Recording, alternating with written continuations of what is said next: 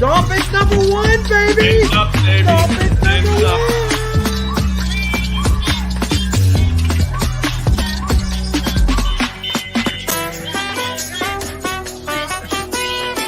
I swear, if a certain quarterback is mentioned in the comments, I got my beers ready. I'm gonna crack it open. Or is it the Serbian kid? Serbian kid,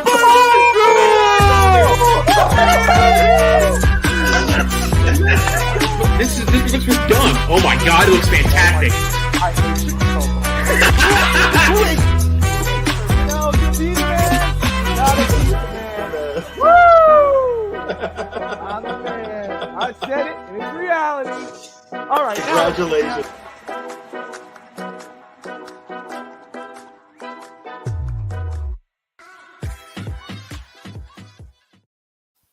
What is going on, folks? Glad you could be here for Huddle Up and WAIT, the special edition to live and reactive news of the legal tampering period. But I couldn't come alone. I had to go ahead and jump in. Mr. Brett Legassi's at work, and Mr. Josh Kimmel is here with us. How you doing, brother?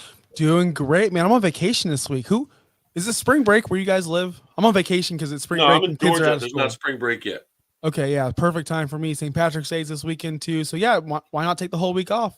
NFL free agency. What? It's a perfect week. Yeah, I just could. You know what? I already had today off anyways.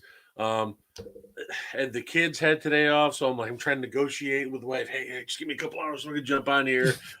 So just maintain the boys, maintain the beast a little bit, just so I can get a couple hours in here. Lots of news happened already. Some big stuff. Austin Eckler is requesting a trade out of Los Angeles, and it's kind of shocking because now that Kellen Moore has gone there as an OC, I thought he would fit perfect in like a Tony Pollard role in what the Chargers would do and Justin Herbert being there. Yeah, this is odd news coming out of nowhere. Is it because he wants to get paid a little bit more? I don't understand. Last year, the deal I think is $6.25 million. Yeah, and I mean he definitely earned it with last year's performance. Definitely was a standout there. Look at that, coming from like literally nowhere, undrafted, I believe he was. Yeah. Now one of the best running backs in the league.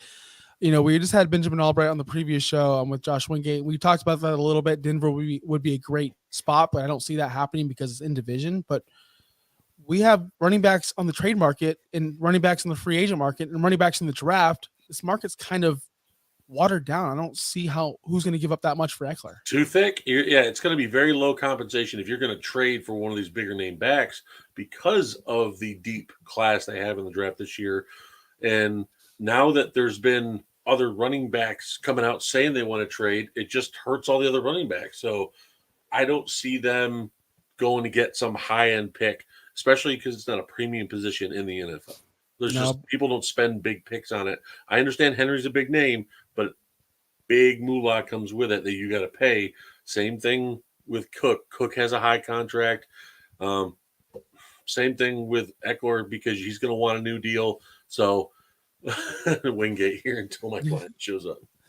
No, but the thing with Eckler though is you see the CMC deals and the trades. Like he is a CMC light, as in he can do both. He can run. He's great on the goal line. He's great, in between the 20s. He's great.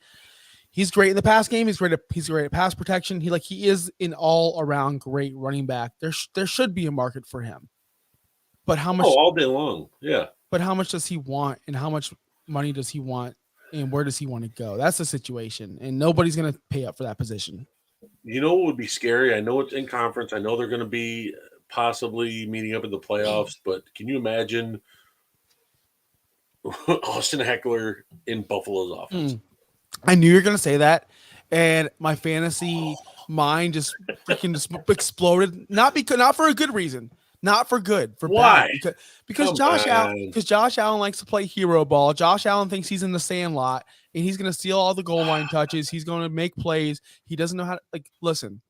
Every running back that goes to Buffalo dies, and it's because of Josh Allen. True. It's not because of the scheme. It's because of Josh Allen. So no, thank you for fantasy minds, for people like me. No, thank you. Okay, so well, since we're on Finns Talk Sports Network, oh, by the way, go ahead and like and subscribe Finns Talk Sports Network so you get all the updates on Huddle Up and Wait, Beer and Sports Podcast, which Josh is a part of.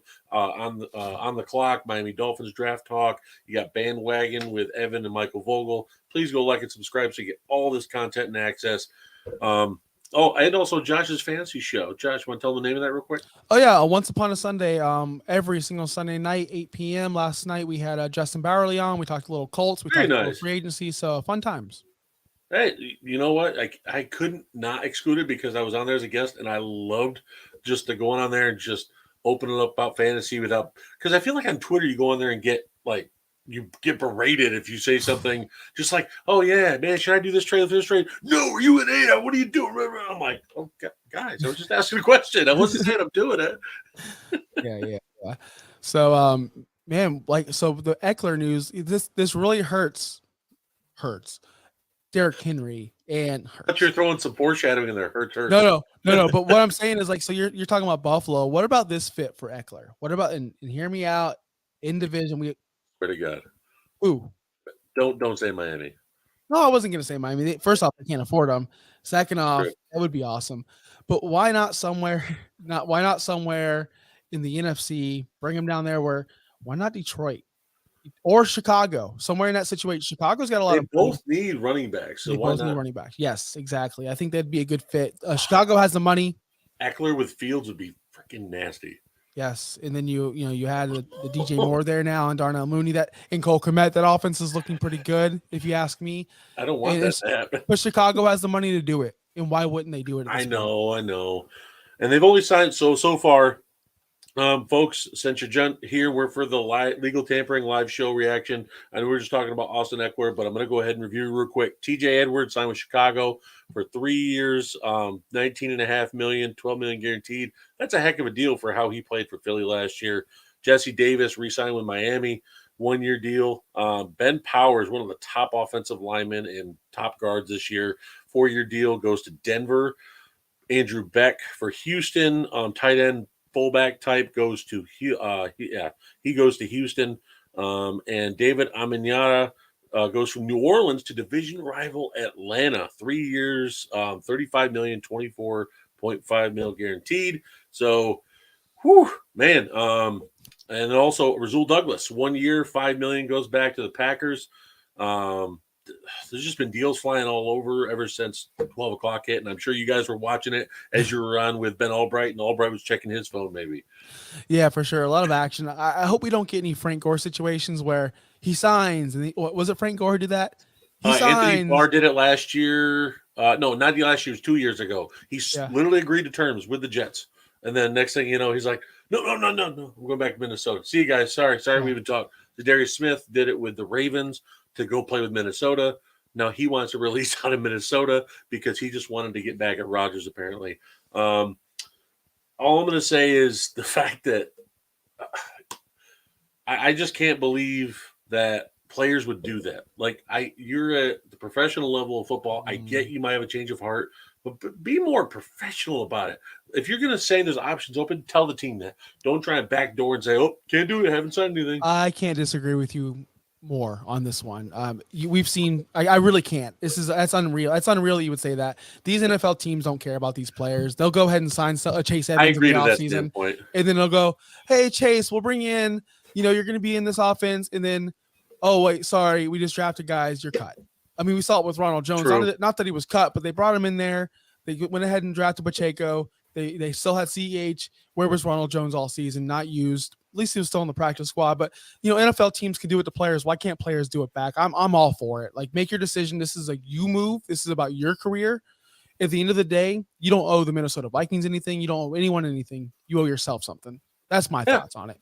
No, true. I am for the players. I guess it's just that whole, if you go to agree to terms on something and you sit down to where it's down to the financials and you haven't talked, the next thing you know, you pull out. That's where I'm like, okay. If you're flirting with multiple teams and doing it, but I'm talking about getting the nitty gritty, and then 3:55 p.m. comes on Wednesday and you're like, "Nah, I'm good." Yeah. That's where I'm like kind of hesitant a little bit. So, also too, new deal just came through for Raiders. Jarrett Stidham goes to Denver, 2-year deal, $10 million. So Russell Wilson better watch out. The Stid hamster's coming. Oh my gosh, that's just freeing up room for Jimmy Garoppolo, right? I know. That's all that's doing. It's basically what it's doing. Yeah, and it's providing security for Russell Wilson over there in Denver. So, do you think more moves are coming with the Denver Broncos? Are they going to blow up that receiver room? I know you don't want to get there yet, but I feel like They we're did going a to see a lot lot of of cap things. space. That's the thing. They did a lot of cap space rework and opened up a ton of room already. So, man, I think they got some more moves in them. I think they got one or two more. Who do you see going first, Judy or Sutton? They hold Judy very highly. I know the trade market, multiple teams offered. I believe it was a second, and they wanted a first for him, and they would not budge off it. So I don't see them lowering their standard. Maybe if it's like a second and a third combined, or a package at least with a second, maybe. Also, too, I did see that Dolphins Thursday Seahawks did release Shelby Harris. That is a big defensive tackle name to come off, because he was a good tackle with Denver, got traded to Seattle in the Russell Wilson trade.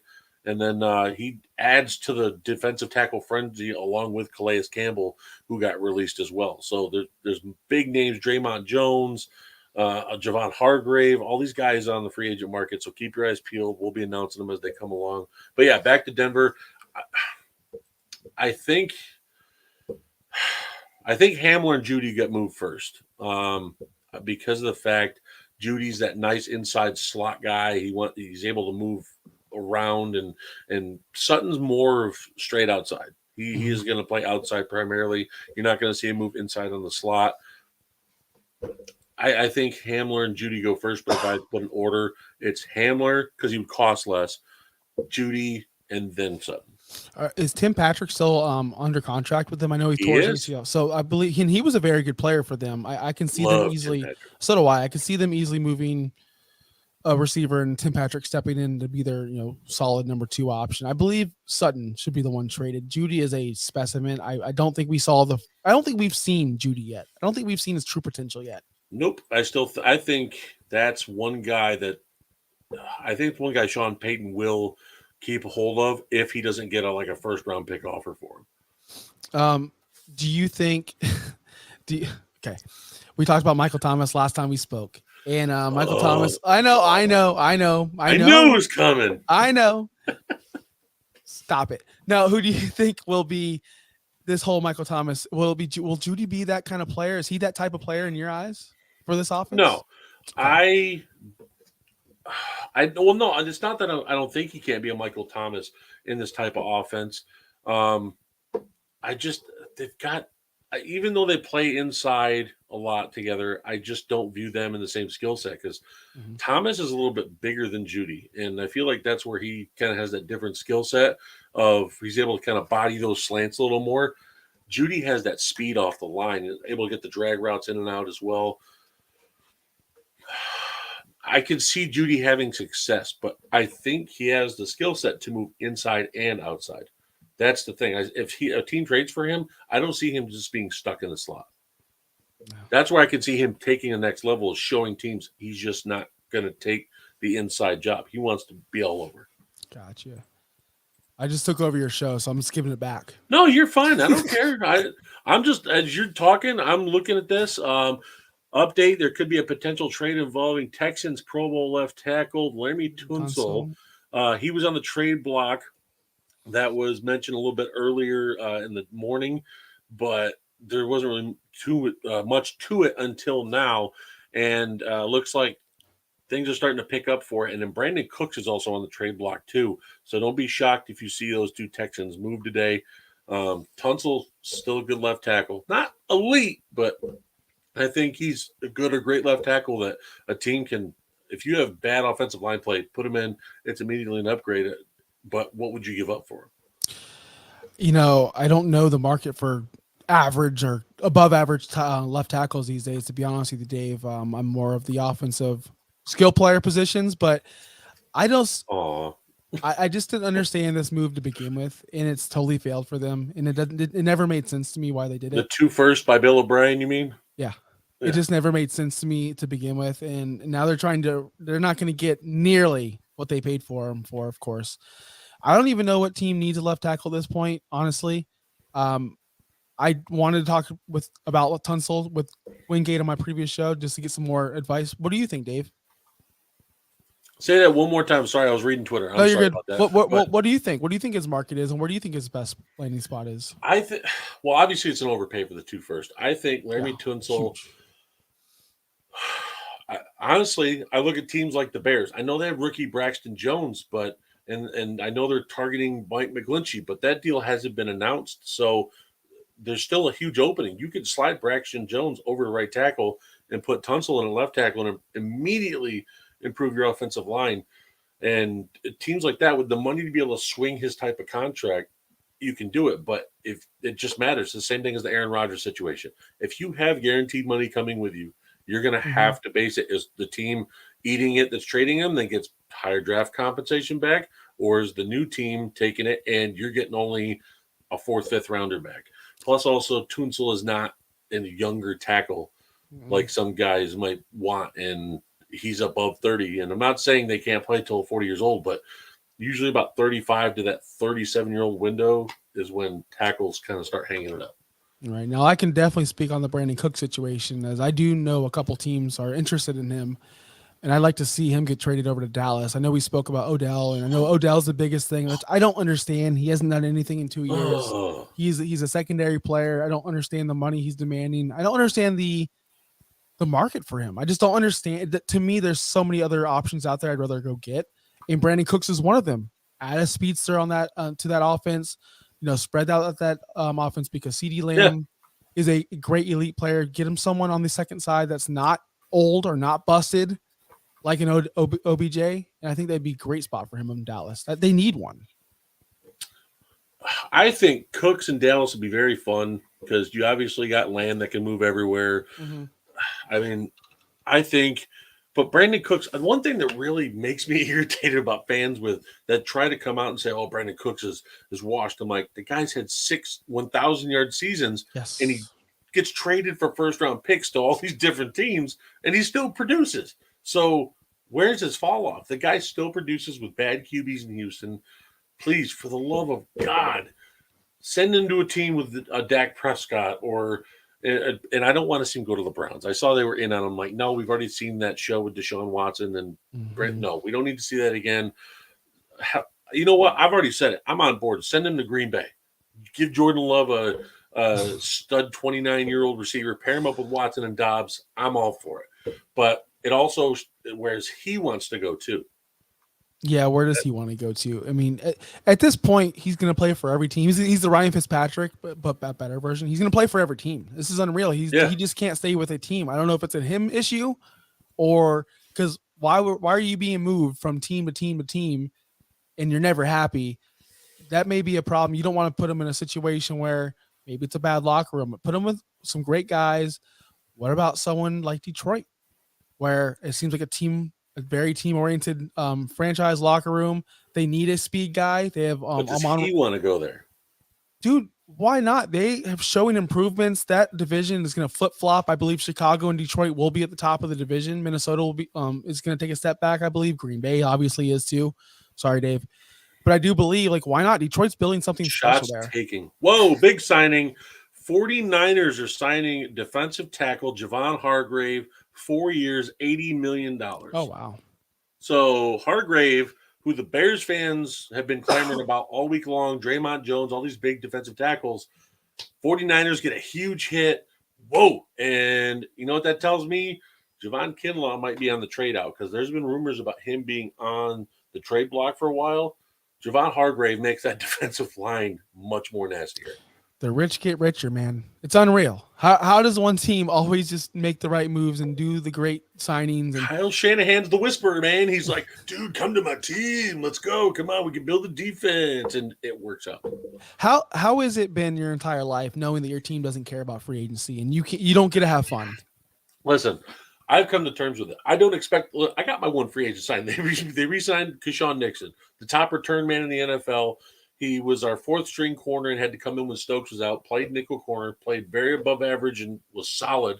Right. Didn't give up the big plays, kept everything in front of him, didn't give up the first downs. I love Nixon. I was high on him when he came from the Raiders initially. And then everyone said, well, give him the shot at returning. He only started, I think, 8 games as a returner and had the most yards by the end of the season and had the first or second highest average for return yards. So I wanted him back because Packers special teams were in Aaron Rodgers' little darkness retreat hotel. That's how bad they were for how long. And finally having a return guy since Desmond Howard, oh my God, please keep him. Yeah, so I'm happy with that. But I don't expect Packers to come out and sign like the big free agents like this. But the 49ers have the room to do it. They just got rid of Jimmy Garoppolo's $25 million by letting him walk, not re-signing him again, so they have the money to do it. Also, too, Mike McGlinchey, I mentioned earlier to the Bears. Now Denver has hopped in. That's another big one right there that just hopped in. Now Denver's making a competition for Mike McGlinchey to try and sway him from Chicago. Right here. Here it is. Broncos are signing Mike McGlinchey, offensive tackle. So Sean Payton gets his guy on the edge. Oh, I know Bears fans are mad right now. Big time. They can't be that mad. Probably big time mad. They do because he was one of their big building blocks. I know guys wanted Ben Powers. He was gone. Denver stole both of them, Ben Powers and Mike McGlinchey. So the Bears offensive line, even though if you got DJ Moore, Justin Fields is going to be running for his life again. He's been running for his life. That dude stays running for his life. He's still running. That dude like snaps the ball, looks around, panics, and just runs. I feel bad. I hope one day Justin Fields gets some protection. I really do. Because I think he can be special if he gets protection. He's got the talent. He's obviously a clear top-way athlete. I've told Bears fans that since they got drafted, but what are you going to put around him? Because that's the one thing they've always seemed to lack was those playmakers when they put talent there. I just can't believe that I just watched McGlinchey almost sign a deal with the Bears, and then Denver comes in and steals it away. I'm happy. I love it. Because I'm a Packers fan, so Bears demise, I get a little more out of it. Let me be happy for a little bit before I see Aaron Rodgers go in. I cry in my closet later. So I as much as I want him to move on, I still have watched him bring home a Lombardi. It's going to be sad. So what would you want from New York to make you happy? So we're jumping straight in the Rodgers pool. Okay. I want to know what you would be happy. Tell me what you would be happy with in return. Honestly, because he has that $60 million bag with him of guaranteed money, it's just tough. Like, because the new team only takes on a $15 million cap hit of his salary for the year. So that's not the big issue. It's which team's going to eat the big guaranteed money. And I just mentioned that earlier with Lammie Tunsil.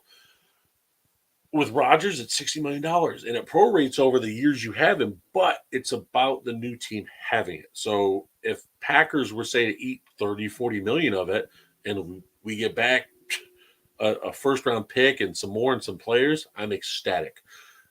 If it was last year after his MVP season, I'd ask for 3 firsts all day long because you just had 2 MVPs in a row.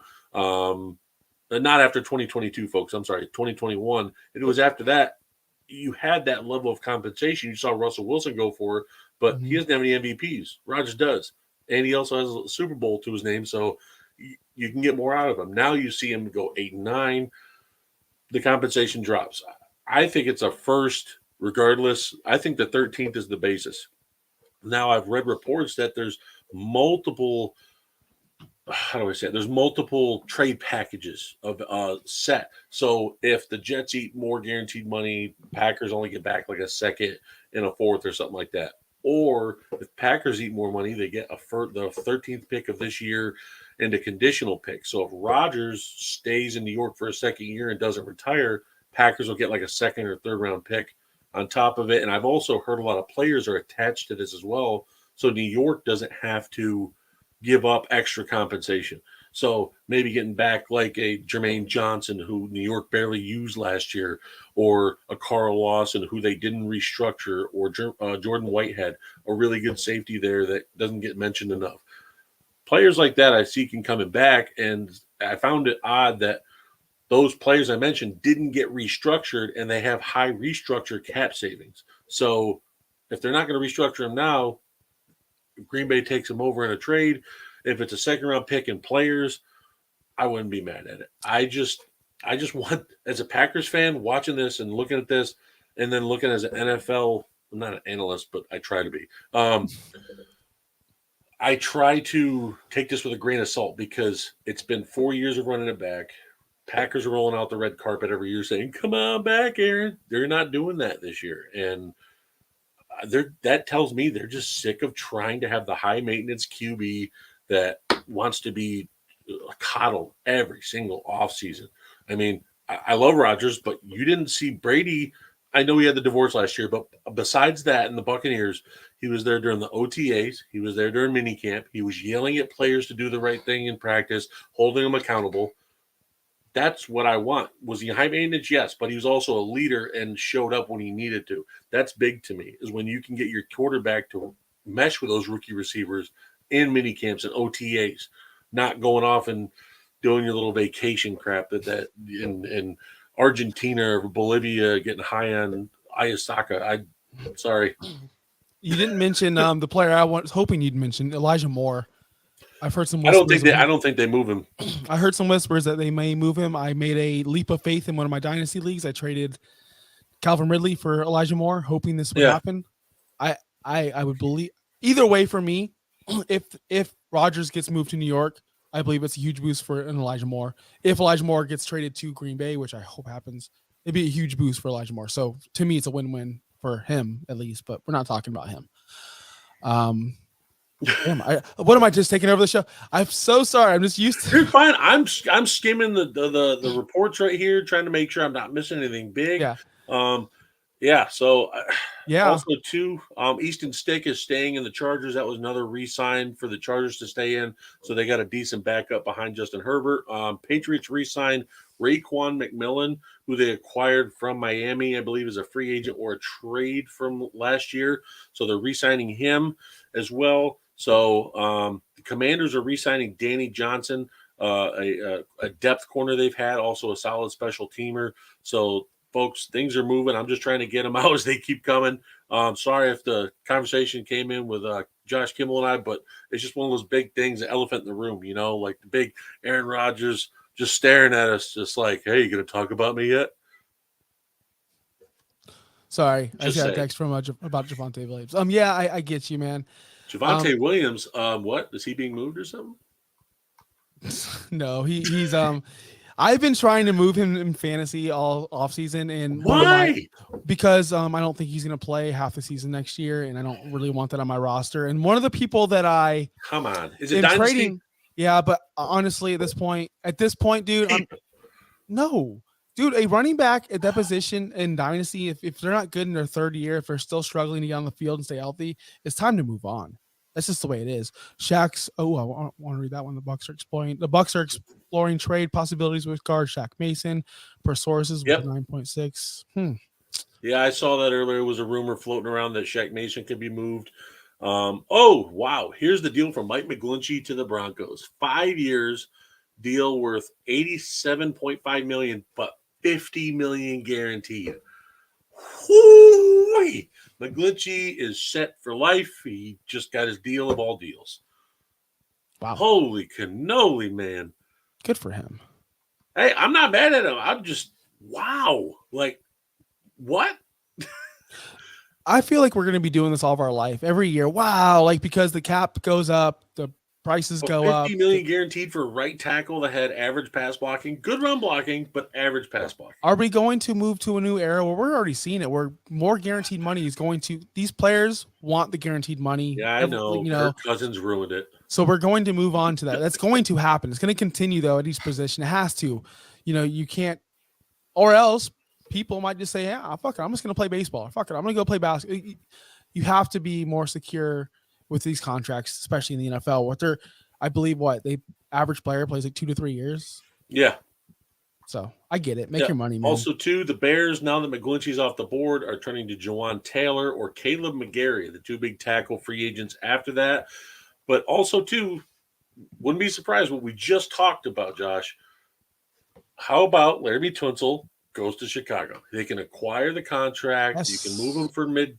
If you can't get those big name tackles, those young guys to come, Tunsil's still 30, 31, from what I believe.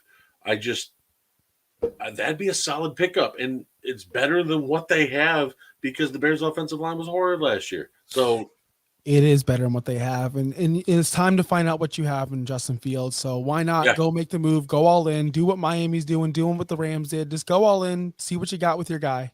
Ooh, what do you got? What are you reading? Lions are signing Cam Sutton, corner, to a 3-year deal worth $33 million and with $21.5 guaranteed. The Dan Campbell defense gets a solid corner, and it's much better than what they've had in recent years with Aurier and Okuda. Just keep getting injured, and they're very up and down. Cam Sutton's a solid corner. I like that. Yeah, I like that too. They need to do something on a defense because I feel like, they were so bad last year. So bad. Uh-oh. Punter news. Oh, nobody cares about Falcons agree to terms with Bradley Pinion on a 3-year deal. Unless it's Pat McAfee, I don't care. He would come out of retirement to watch. He would come out of retirement to go play with his buddy Aaron Rodgers. Watch. That'd be fun. Don't say it won't happen. That'd be fun. Wouldn't that be fun? I mean, it would, but how would he do the show? How would he do? Yeah, you're right. How would he do SmackDown every single Friday night? How would he do that? That's all I care about. SmackDown, because he's still actually I think that's a competitive contract. He wouldn't be able to go outside and do that. What do you mean? WWE, with him having his contract for that and doing announcing, isn't that a competitive contract to go on to do another sport? Wouldn't he need to get permission from Vince like Brock did? Well, let me tell you this about Pat McAfee, and I have no sources on this. He doesn't care. He does whatever he wants. He just did the college football thing on ESPN. He did the there's that. Yeah, that's dude, right. Honestly, WWE will pay him and they'll let him do whatever because he is the best commentator in all professional wrestling, so he can do whatever he wants. I think he's the best See, this thing is about when he does his show, like his little Pat McAfee show. I don't mind it. It kind of reminds me of a little frat boy type setting when they get what stuff like that. But what is that? Well, I don't know. It's like they talk Pittsburgh language there, and it drives me insane. It's like I grew up in Central New York, so whenever to visit Pittsburgh, I'm like, oh my God, no, not again, no, because it just you heard the certain words and vocals being stretched on that they're not supposed to be. So, just saying. You're just not a Pat McAfee fan. Just say it. Just say you don't like Pat McAfee.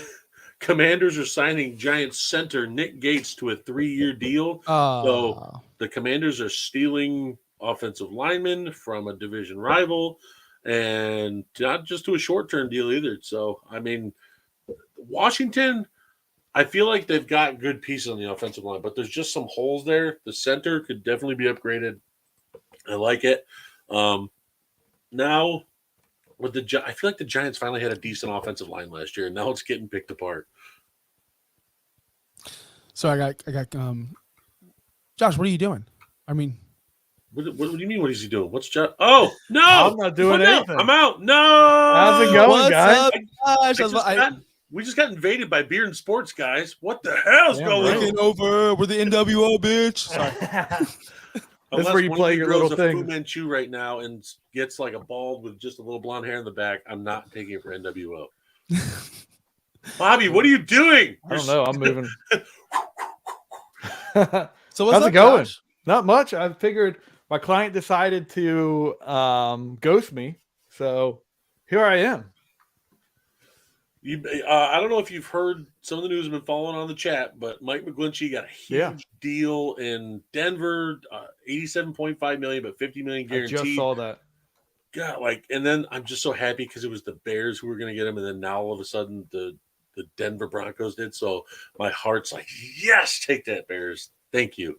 So that proves a point I've been trying to tell my fellow Bears fans. Just because you have all the cap space doesn't mean you're going to sign everyone you want. These players want to play for teams they feel they can be a benefit to, and also to have talent around them. They're not just going to go and sign big deals, and those days are gone. I think of the players just going reaching for the money. Like Javon Hargrave clearly was going to get a crap ton of money if he went to Chicago.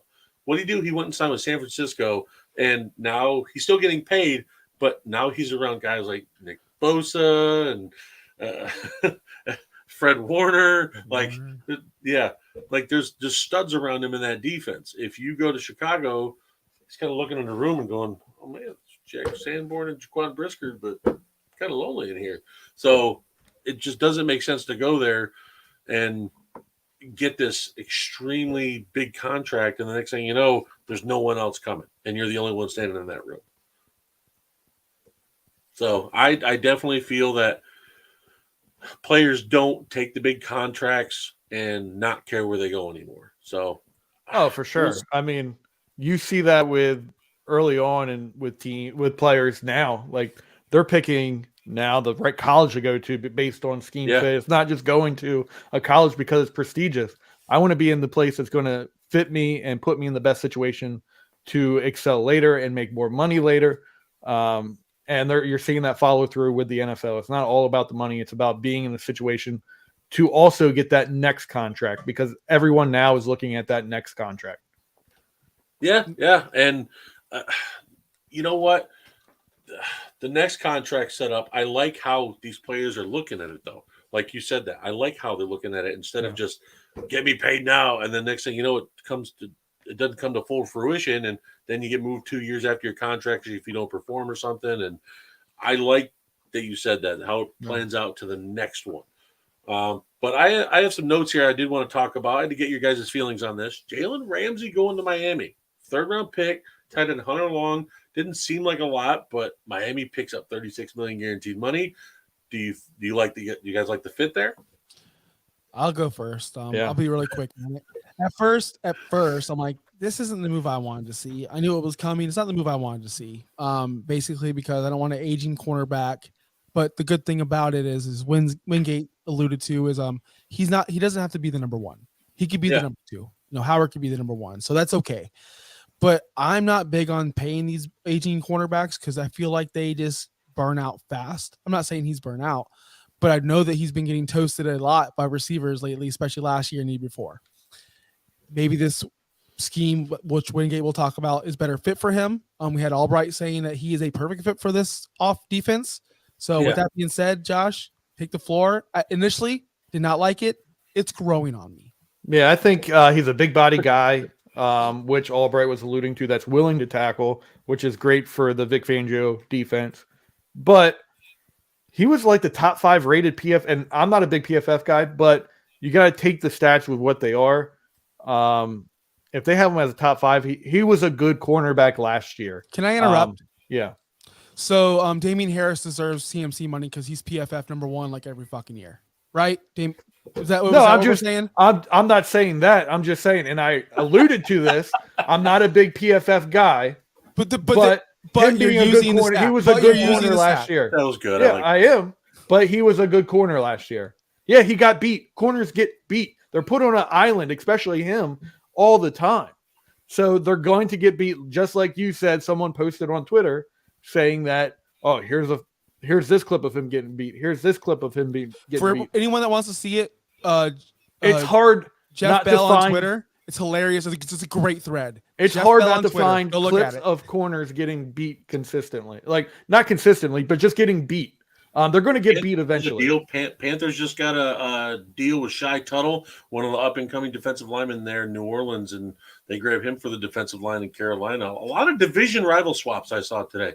But sorry to interrupt, guys. That's why I just saw that come across. I think it's a great fit because I think it's going to make Xavier Howard that much better. You saw what the signing of Byron Jones did for him.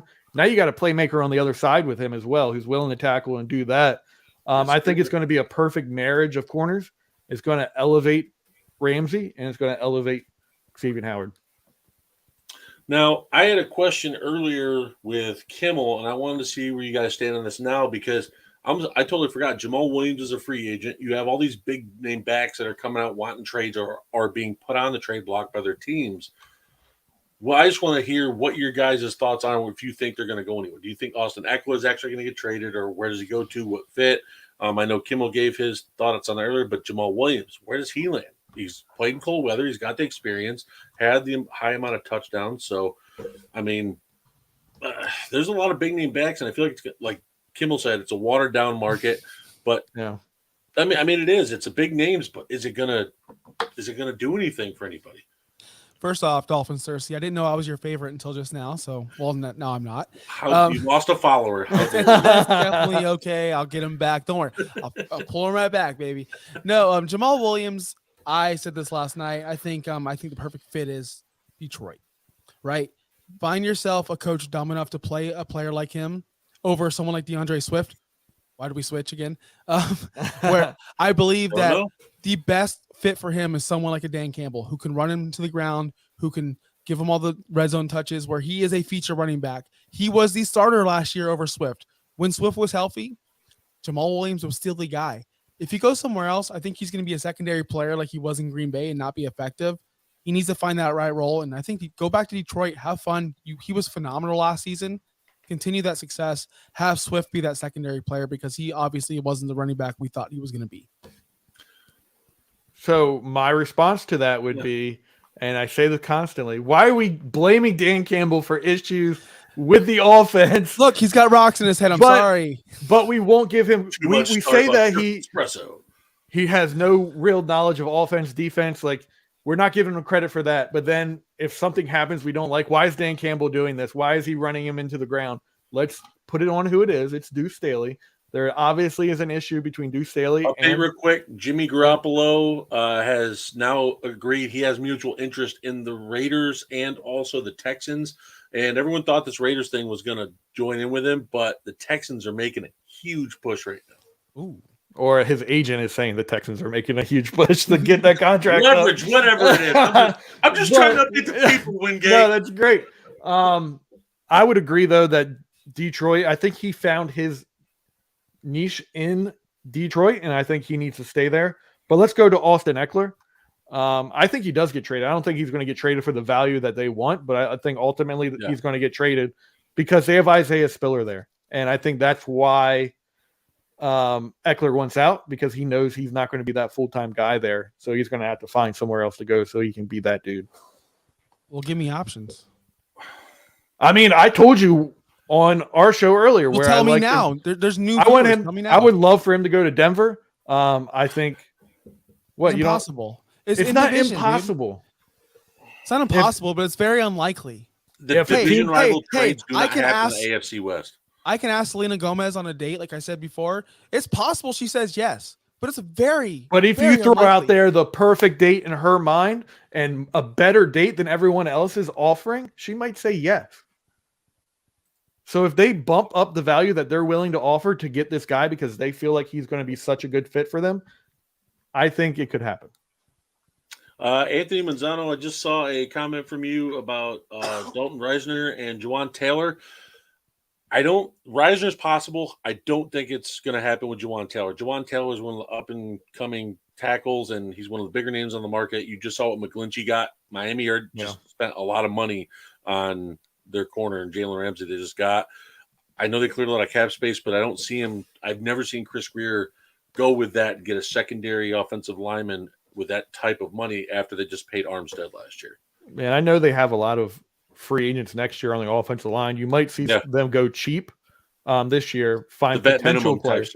Potential players that could elevate as starters next year, but find depth this year and then go into the draft and find what you can. I think you're finding depth players in free agency for the Dolphins right now. Rising not out of the question. I don't think that's a impossible reach there, but I feel like they have other holes they got to fill. Like inside linebacker, they got to get someone in there. And with the amount, I can't believe with all the inside linebackers on our market right now, there's nothing. There's no news, and I'm like, there's more inside linebackers on this free agent market that I have seen in years, and they're not just little names; they're big names. And I'm like, this is crazy. And I thought your Cowboys would have been interested in signing one of them there, Wingate. Yeah, I mean, they very well could. I think they're going to want to bring back Leighton Vander Esch. But I think that's the ultimate guy in their mind. If they can get the right mesh of a deal with him, I think they're going to bring him back because he was big time for us late in the season. But there's also that injury concern there. This is my biggest, that's my concern about LVE is he likes to.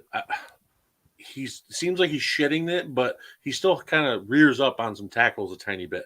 You can see him protect his head and his neck a little bit, and I feel like he doesn't put enough impact in some of the hits. I know he wants to protect his head and his neck, but I feel like some of the plays aren't being made to the full capability he could be making. And I feel like if you go add an older guy in there to kind of like coach him up to get him out of that mindset, Levante David would be Bobby Wagner. But I think Bobby's going back to Seattle. We're in conversations with him right now. Where? Yeah. On the phone? You're texting? Yeah. I got Jerry calling me up saying, "Hey, do you think this is a good deal?" I'm like, "Yeah." You're probably stocking it with his salty McGriddles I saw from the HBO show. Here's that salt for you, bud. No, I'm sorry, guys. I have to say it. I watched that man is still living because of the amount of salt he eats. He's dehydrating his body, so it's still staying alive. He drinks a lot of alcohol and a lot of salt. I saw him put literally a half a container of salt on a McGriddle, and I'm like, oh my God, that's horrible. What is he doing? Salt on a McGriddle? Yes. What are we doing? I mean, not just a little. I mean, he lifted up that egg patty, went like 5 go-rounds, and I'm like, Jerry. Destroyed the freaking McGriddle, man. Well, the griddle is like the pancake, right? Yeah.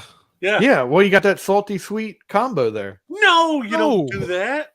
No, that's where you get the bacon with it. You have salty. Yeah, you could do that, but he's trying to watch his fat intake, so he's trying to be a healthier individual. His kidney stones just increased. He doesn't want a heart attack. He wants high blood pressure. Oh, here we go. Mike Garofalo. Raiders are closing in on a deal with Jimmy Garoppolo. He is going back to reunite it with Josh McDaniels, it looks like. And you know what? I think it could work. You still got Devontae Adams. You got Renfro. You got Waller. You got Jacobs. Josh Kimball's favorite running back in the entire league. Josh Jacobs. Doesn't care about me. I don't care about you, Josh. Not you, Josh. I like you, Josh. Is this what does that mean? What? Like as far as like putting salt or digging, like talking about the food? I'm digging my grave a little deeper? Or digging your grave a little deeper, just what? I don't know. I need more information on that. God, there was someone that said I was funny because I think the Packers are taking a step back with Love. That was my buddy Jay. What other? Well, yeah, Jay. If you didn't catch us, our catchphrase for my show with Josh is "haha, we're funny." So we're funny, haha. You messed it up. No, I changed it. All right, we're haha funny. No, I agree with. I don't think it's a full step back. But I feel like who's taking a step forward, losing a Hall of Fame quarterback with someone we've never really seen? No, that's where this is what him and I have had conversations about this, and I agree to that standpoint. It's a step back, but the thing is, I don't think it's a full step back. I think with Love, you can go 7 to 9 wins and be in that same with the roster you have and the running game, still taking control of it and doing the play action. I feel like they can still do it. I just got to see what Love has. That's my thing. I have to see it for a year. I can't judge him and say he's going to come out and take us to a wild card berth or go 4 wins. I got to see it first. So you got to see what Love's got to give you? What Love's got to do with it, yeah. Yeah. Yeah. For all of you young folk, I really hope you got that reference. If not, your parents have failed you. Just letting you know. Folks, looks like the kind of the bloodline has gone dead here. A little bit of flat line. Oh, here it is. Jimmy Garoppolo now expected to sign with the Raiders. It has fully come forth. So do the Raiders have an upgrade in Jimmy G from Carr, or are they still kind of that? I think they have a better fit in their offense with Jimmy G. Go ahead, Kim. I was going to say the same thing. They have a better fit. Not sure if it's an upgrade talent-wise, but a better fit-wise, better with that offense, knowledge of that offense, knowledge with the coaching staff. So, yes, I think it's an upgrade for the Raiders, but is it going to be enough to make a move, to win that division? Probably not, but they'll just be slightly better than they were last year. Slightly better. So what they finished with, 6-7 wins? Yeah, they'll be slightly better. I mean, I feel like, but that division's so tough. That's the toughest division in all of sports, in all of sports, period. I think so. That's a very tough division. Now, with a team that had a lot of rookies last year and also has some cap space this year and a little room to work with, I am really surprised the Chiefs aren't going out to sign some people. Speaking of the AFC West, that's why I brought them up. It's just kind of shocking. I thought the Chiefs would have been in to kind of sign some more people, extend some players out, free up some room, but they've been very quiet. Sorry, I wasn't paying attention. I hate both of you. By two Josh. Listen, I have one Josh in here. We're just joshing around here. And you're like, fuck you, Dave. I'm sorry. Screw you, Dave. Sorry, Bobby. Dave, relax, bro. Anthony Ask the says, question again. I'm fine. Two Joshes trying to have fun here. No, I was. Haha, the we're Chiefs. funny. I basically was saying the Chiefs are. I'm surprised they're not bringing in either some lower end veterans or mid veterans. I know they had a lot of rookies last year, but I'm just surprised they aren't bringing in even one or two players. I haven't seen nothing on them, even rumors or anything about possibly adding someone, especially with Orlando Brown leaving. You're doing it again. I had to double down. Nope. Anthony Manzano, Dave, who do you think the Dolphins sign answer backup is going to be, Minshew or Heineke? I think, hot take, I think by midseason, Tua is going to be the backup because he's going to be injured, and then you're going to have someone else come in again. Honestly, Jacoby Brissett might be the best addition to the Dolphins. I believe that. I would love Brissett back, but if I had to choose between the two, I'm going Minshew, of course. But I don't. Yeah, that's your dude. I do not believe. You're a Gardner guy. I have a Gardner. I don't buy NFL jerseys. I bought a Gardner Minshew jersey when he was in Jacksonville because I love that guy so much. Yeah, I think Taylor Heineke is the way to go. If I can pick any, I don't know if the contract is going to be fitting because I think he'll get good money for being a backup, and I don't know if they want to spend that kind of money. Yeah. But if I could pick, Heineke is that dude. Jay Andrews. Surprised he's got some more love. No, go ahead. No, I was just saying. I was just reading. Go. Yeah, I'm surprised. I'm surprised Heineke hasn't gotten more love. I know everything's waiting on the Rodgers domino, and now you've taken Jimmy G out of the picture. That's another domino that had to fall. So Heineke, Minshew, Baker Mayfield, now they become, to me, a little bit more expensive because Tampa Bay, I know, was big on Baker. From what I was reading on him, and they were really interested in trying to get him in there. Do you think they still roll with Trask as a starter, or do you think that they get a guy like Baker or Heineke, they give him the reins? I'm a big Trask guy. Okay, you take it. I'll follow up on that. I forgot Wingate was on the show. My bad. That's right. So my thing is with Trask, living in Tampa, I'm hearing it nonstop. There's a lot of Gator fans out here too, and they spend a second round pick on this guy. They need to make sure they need to see what they spent. The Jordan Love concept with Green Bay for Tampa Bay, basically. Yeah, you have to play Trask. You have to give him a shot. You can't go ahead and say, you know what, we're going to sign Baker, who's proven that he's not good. He's very, very ungood. Why are we going to bring an ungood quarterback in here? Are we just saying that Trask is a total failure? No, they can't do that. No GM will ever give up on, without seeing that Trask plays. Trask will start the season. I'm not saying he's going to finish it, but he'll definitely start it. Whoever they bring in here, I don't think it's going to be a Baker because I think he's I think he's going to take over the market, and maybe that might put too much pressure on Trask. I see someone like what Albright said, Drew Lock is smarter, someone with lesser talent, serviceable, can step in and play. Not someone like a Skylar Thompson or someone that's inexperienced, but somebody that has reps. Baker's too mainstream for this, offense. It's going to take a lot from Trask. It's going to maybe make Trask play a lot worse. So I'm saying, stick with Trask, sign someone like a Drew Lock. So Raiders deal coming in with Jimmy G just now, $67 million, including $34 million guaranteed. So they didn't really overpay for a quarterback. How many years? That's 3 years. Oh, nice. So they moved on from Carr, which they were on the books for $42 million if they didn't cut him. So they freed up $40 million. Only paying about $25 million a year, and not a lot of guaranteed money in that. It's only about half. And Raiders actually got a good deal there. They didn't overpay like I thought they were going to because they fell out. They were in the number one pick talks with the Bears, and then the Bears went with Carolina instead. And they were apparently in the Rodgers deal. They backed out. Not a deal, but they were in the talks about Rodgers. They backed out because they couldn't afford that type of money for guaranteed money. So they were kind of like almost stuck in the middle. And now that they get their guy, I mean, Josh McDaniels has familiarity with him. We've said this before. To Dylan Busby, Jameis back to Tampa Bay. Do you think famous Jameis goes back to Tampa Bay, clears the ground, says, let's go, boys? That'll never happen in a million years. Why? Why don't you want Jameis back to Tampa Bay? Well, here's the thing: is he's burnt too many bridges in this area. Nobody would accept him. The fans would automatically turn on the organization. Nobody wants him here. It's a great divide. Still to this day, and I live here. It's a great divide between. Okay, we get it. You live there. Well, hold on. I just want to point that out. He's not welcome here. No, he's really not. It would not be good for this team. It would not be good for the locker room. A lot of guys wanted him out for sure, and bringing him back would bring in some. He went over to New Orleans and he did something that you should not do, which was target the Buccaneers. Every time they played, he made sure to taunt them, to I saw that. jabs, I remember it. And you cannot bring that back. You can't bring that back to this locker room, especially with a young quarterback like Kyle Trask, like we spoke about. You cannot do that. There's no chance, 0 chance he comes back to Tampa Bay. 0. 0. Is that you speaking, or do you think it just doesn't happen for them?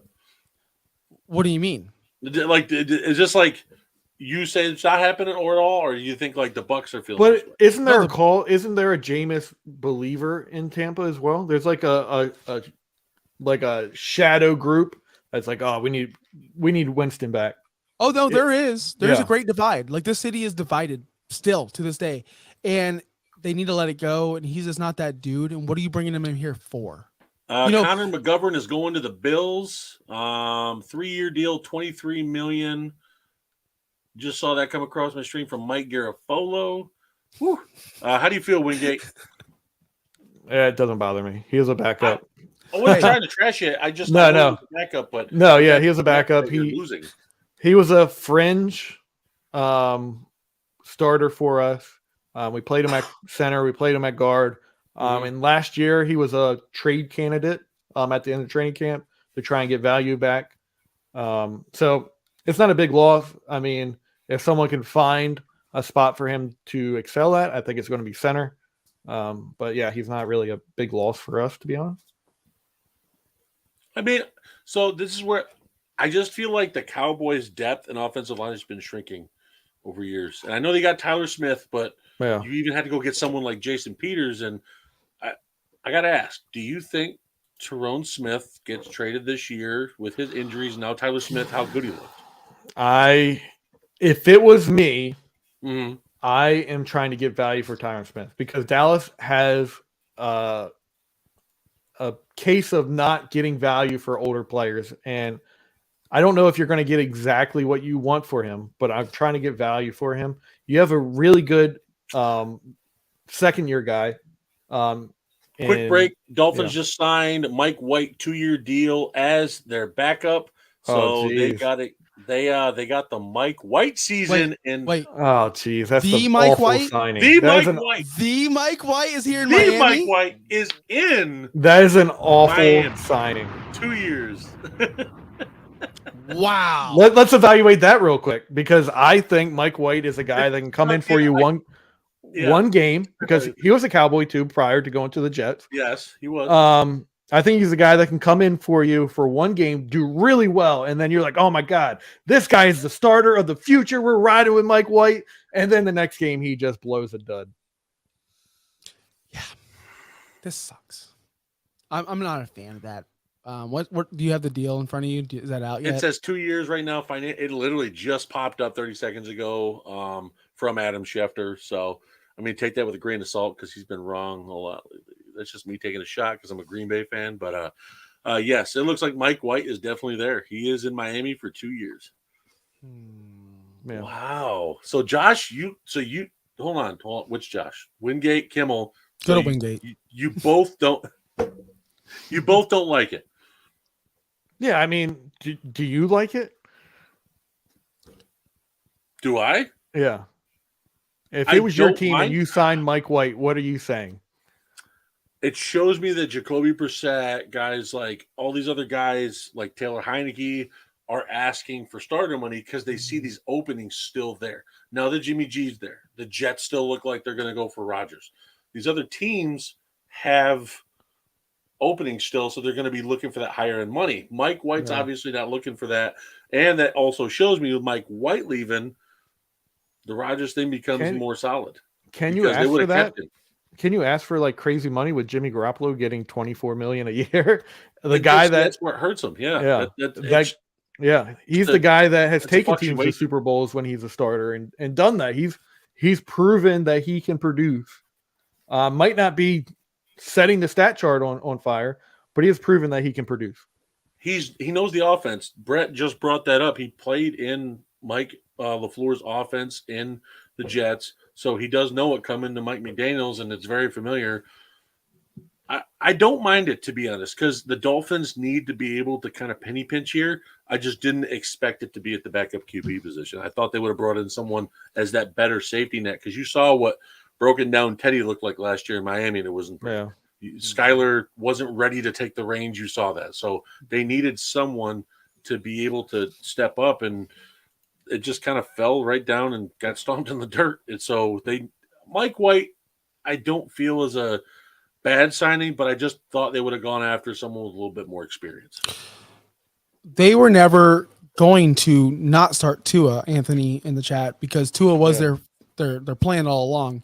This tells me This tells me that they have confidence that he's going to be healthy and he's going to be standing upright most of the season. And this tells me that they want to allocate their funds to other positions. And hey, Mike White can get you, like Josh said, one game, maybe 2 games. Chiefs just lost a right tackle. Andrew Wiley is signing with the Washington Commanders. So Commanders also got Nick Gates, picked up Andrew Wiley, which was a solid offensive lineman for the Chiefs, Super Bowl champ. So best offensive lines in football last year.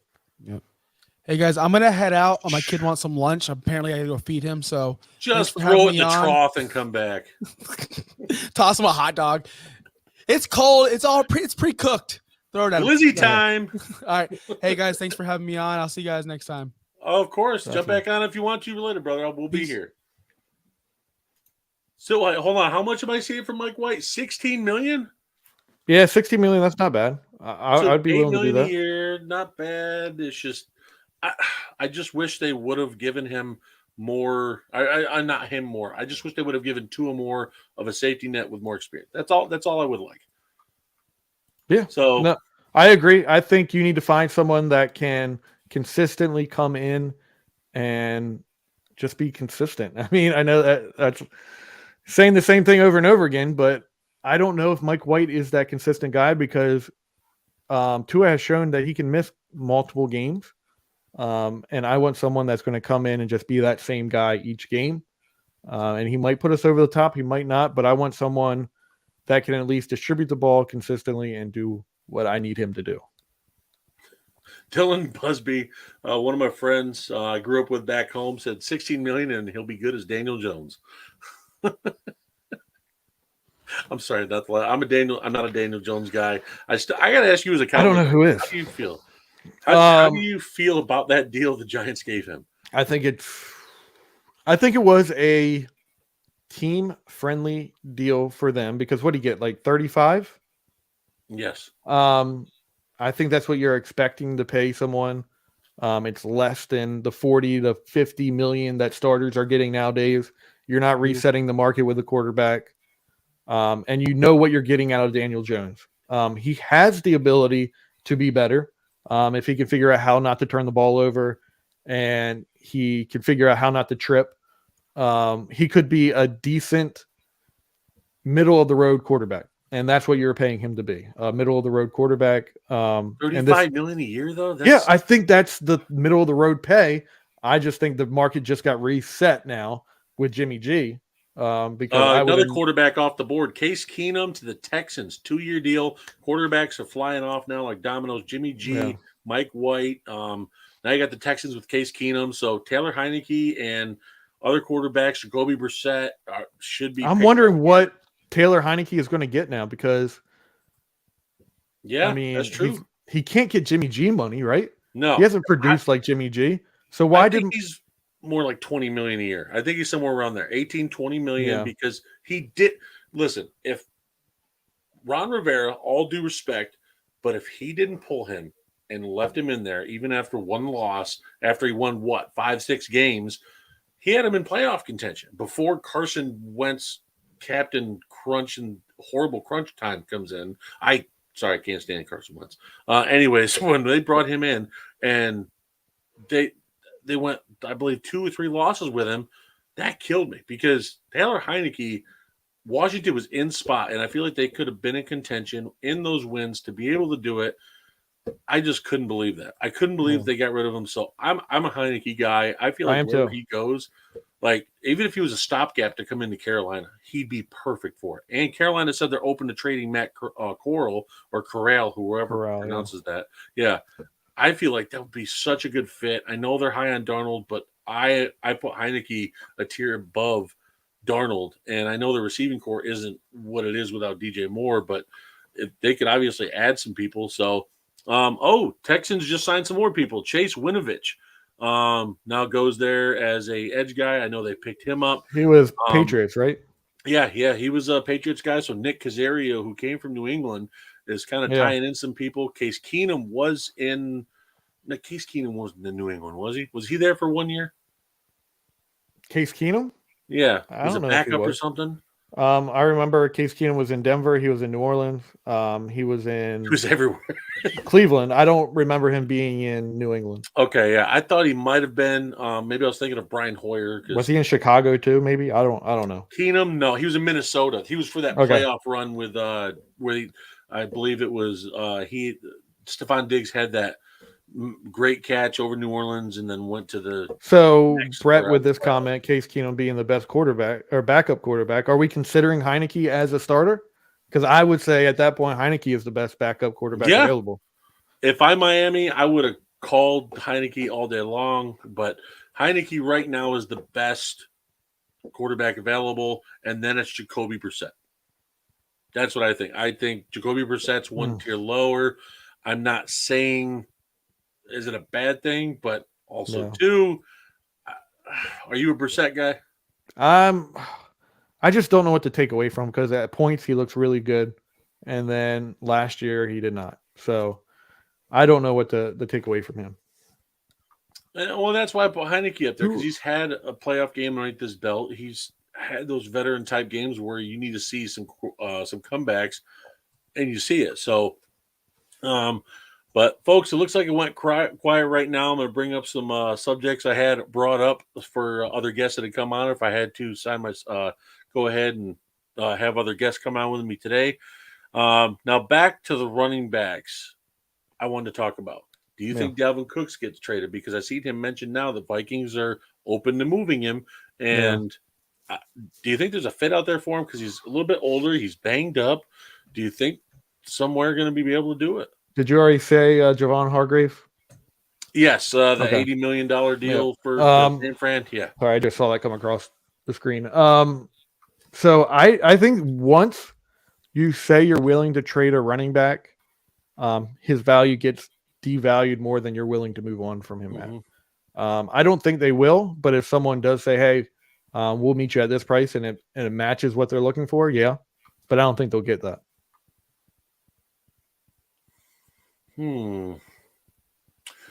Well, I think there's some teams out there that definitely would take a step. I mean, if I'm Miami, I don't know. I'd be definitely interested in trying to go for him because he has that experience in the first system with Kevin O'Connell this year. They run a similar type of offense coming from that McVay type LaFleur tree. So it wouldn't surprise me, even though it's a little bit different, but it's similar. And Cook would be able to kind of pick up and he'd be running back one. And also with them rotating backs as much, it wouldn't be able to take the abuse like he is in Minnesota where it's just all the time. And I think that'd be a great fit. I mean, carries. Cooks is from Miami, so I think he would love to be there. Bring him back home. Yeah, I think that'd be a perfect mesh between skill and scheme. I just don't know. As we already know, I don't think Miami has the capital to do that. It would have to be a player trade, in my opinion. And what player are you going to trade to get him? I mean, if you're going to make maybe you can get rid of one of your wide receivers that you don't like. With Miami getting rid of Minnesota getting rid of Thielen, you'd be able to do that. I think they'd be able to get one of those signed, maybe one of these low-end receivers they have as free agents, tag them, and there you go. I saw Jesse Davis earlier, St. Michael. I went ahead and announced him at the beginning of the show. Something came through about, I think it was 2.5 million guaranteed, but 4 million incentives. Texans making another signing running back Mike Boone as depth there, it looks like. So Texans, they're not being flashy signings right now, but looks like they're just kind of building up that base under D'Amico Ryans if he has any other things he needs. So if you're Minnesota, would you take like a future draft pick and Cedric Wilson? But that's the only thing. They don't have much draft picks left. I'm saying a future draft pick, not this year. Oh, you're talking about 2024. Yeah. It'd probably have to be somewhere around like a fourth or fifth, or maybe even a fifth solid. Cedric Wilson, get it back to Minnesota, because I don't see them getting back a third in a player, especially Cedric Wilson, who's also, he's a return ability man, if I'm not mistaken, right? I don't think he is. No, I've never seen him return. Wilson, who was another Dallas receiver that went to Miami this year, and I can't remember his name. He was a return man. It wasn't Cedric Wilson. It was another one. Very low end, though. Looking over it, I don't see that. Hey, Dirtbag Dave, what's up, buddy? He's in the no chat. one wants Cedric Wilson. No, I think there is value with Cedric Wilson. We saw it with Dallas. But I think that's what you'll get back for a Dalvin Cook. Ideally, you get a first round pick, or not a first round pick, a draft pick this year, like a fourth or something like that for him. Yeah, but I don't think Miami can do that. So if there was to be a deal worked out, it would be like a Cedric Wilson for a 2024 draft pick. Maybe that'd be like a fifth round pick or something like that, because you're not getting a lot of value for Cedric Wilson in this current state. Yeah, that's why I think if you throw him in with like a fourth or fifth round deal from 2024, I'm fine with it. Minnesota, but I don't know how high they're going to value him after they said they'd be open to it. But that's the thing is, I don't know. It's just a tricky situation because Minnesota looks like they're blowing everything up. They cut Thielen, they cut Kendricks, they're rumored to cut Harrison Smith. Patrick Peterson's going to walk. Darius Smith says he wants his release. Yeah, they're doing, to my opinion, what the Bears are doing right now. Hit that reset button, gone. And it's not me talking as a division rival fan. I'm just watching what's happening. New GM comes in. He wants to blow it up, get rid of those big contracts. Now, I've seen that some rumors saying that there might be a contract extension with Kirk Cousins. I don't know how I feel about that, because you've seen the last 3-4 years what he's given you. You got a division title in 1 year, but I mean, one playoff win, 2 or 3 years before that. I'm just not high on him, even as a quarterback, but I know, I don't know. I'm just not big on Cousins. If I was Minnesota, I'd look to move him for a team that needs a quarterback. And there might be a team that would give up something. And now look at the Jets now. I mean, the Jets might be in a spot where, I'm just trying to say this right. The Jets might be in a spot to be able to move for a guy like Kirk Cousins. It would cost cheaper, in my opinion, than to go for Rodgers, and you'd have more time with him, and he knows the offense. Yeah. He only has 1 year in his deal, and I didn't mean to go on there with it. I was just trying to say the Minnesota situation specifically with what they're dealing with. So I think the way the NFL in general evaluates these mid-tier quarterbacks is just awful. I don't think, like, you look at Kirk Cousins and what he has done for you over the time, it hasn't been great. Brett just dropped something for Jawan Taylor to the Chiefs. 4 years, $80 million, $60 million guaranteed. Nice. So they replaced Andrew Wiley. But that's another one off the board. Chicago was projected to get all these guys. Now there's one left, I believe. There was Juwan Reisner, but Reisner wasn't really on their list for people to talk to. So I know you mentioned him before. Did Orlando Brown get signed? No, that's one name. He's the guy. He's the guy that Chicago has said it doesn't matter what. He's been connected to him. Yeah, they have supposedly said it doesn't matter. We have so much cap space. We're going to get him. So money's no object to them for Orlando Brown. That's the guy they want to protect Justin Fields. So that's where I would expect, if you're saying it doesn't matter about money and you're coming out about that, then yeah, I expect him to go to Chicago. Now, also another thing that's kind of waiting on. I feel like this Rodgers thing is holding up a whole nother domino. Is wide receivers. Like we barely seen. I know it's not a big class for free agent wide receivers, but it seems like guys like Jacoby Myers, Allen Lazard, all these other names out there. And I'm not saying Lazard's a mega name, but you just see these names out there. They're holding still for certain QBs to sign right now. And that's why I keep looking, and Rapport keeps putting stuff out. Yeah, there's Juwan Taylor, 4 years, $80 million, $60 million guaranteed. Man, I don't know. The wide receivers, I feel like Jacoby Myers would have gotten paid, but maybe the GMs aren't going to go out and pay all these mid-tier wide receivers as high money like we thought they were. Yeah. You always see this once in a while where the NFL just agrees on something and they're like, okay, maybe these wide receivers are getting too much money. Let's reset the market. Yeah. And they all agreed to that, and they eventually reset it. So we could see that. We saw that a couple years ago with the safety positions. These safeties were getting a lot of money, and they're like, let's not do that. Let's devalue that position real quick. I don't know if they're going to devalue it as far as the importance, but they could come to an agreement and devalue it as a price point. And you know what? That's also, too, teams are probably trying to reach out and trade for guys like a DeAndre Hopkins, Brandon Cooks, because they're those bigger name guys, a little older, but you know you're going to get the production out of them even if they're there for 2 or 3 years compared to these other guys. Jacoby Myers, he's had some flashes in New England, but he's not this crazy stud wide receiver you're looking for. DeAndre Hopkins, Brandon Cooks, those are the guys you want as those wide receiver ones if you need it, or twos to help open up your offense and bring it to the next level. Yeah. So, know what that also confirms to me about the Bears not signing anyone? When they move back to 9, they're sitting in the sweet spot for that offensive lineman. Paris Johnson, Broderick Jones, Skoronski, those 3 guys right there, that kind of confirms to me they are sitting for that spot right there. Yeah. And no, I agree with that. And I also feel like for these receivers, we saw, I already know who Violet is. I don't know if you're aware who Violet is. She was in there when I believe I stepped in with Kimmel when you were out. Oh, she was in there with Kimmel? Stuff. Violet is there. I was laughing. Nice to see that, Kimmel. That is Kimmel, actually. So wait, Violet's Kimmel? Yeah. Wait, isn't that his daughter's handle? And oh my god.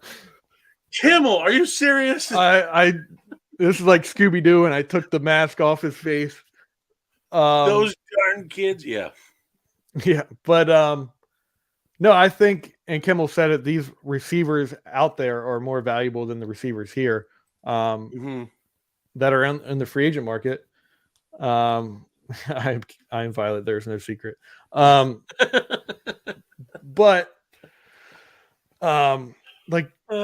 Jacoby Myers, like, he's not scoring touchdowns. What receiver do you want that doesn't score touchdowns? Like, I want my receivers to ultimately score, and that's why I think everyone's overvaluing DJ Moore in this trade to Chicago.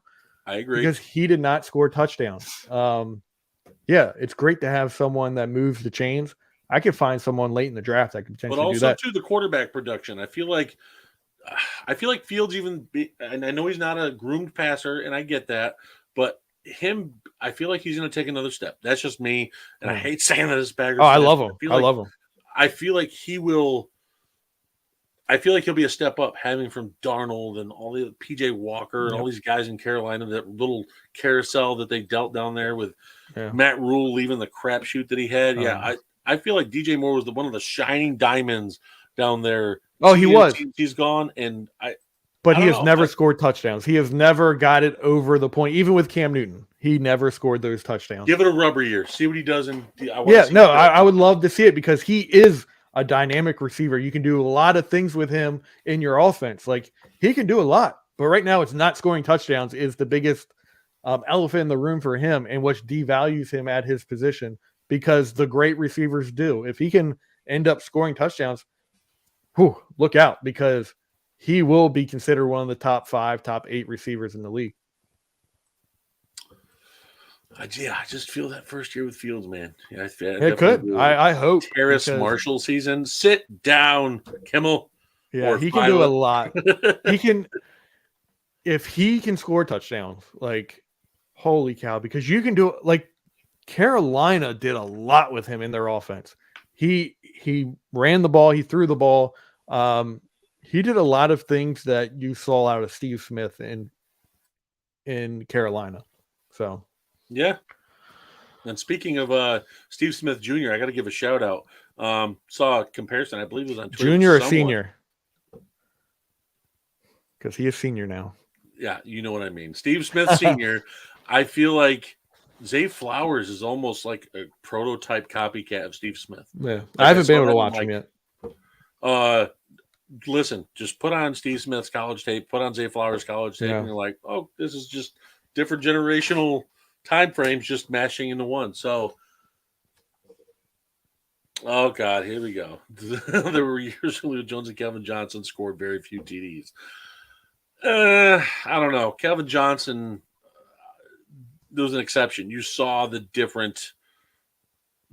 I mean, he was. The thing is, you saw Calvin Johnson getting triple covered every play. DJ Moore didn't. He changed how defenses schemed around an elite wide receiver. You don't see that with DJ Moore. No, and that's the thing. DJ Moore, you'll have a safety over top of him at most. You'll see him double covered, but not Calvin Johnson triple coverage. And the thing is, a lot of people forget Calvin Johnson got those huge catches all the way down to the 10-yard line, and then next thing you know, they throw a 10-yard pass to some third-string tight end like Detroit always does.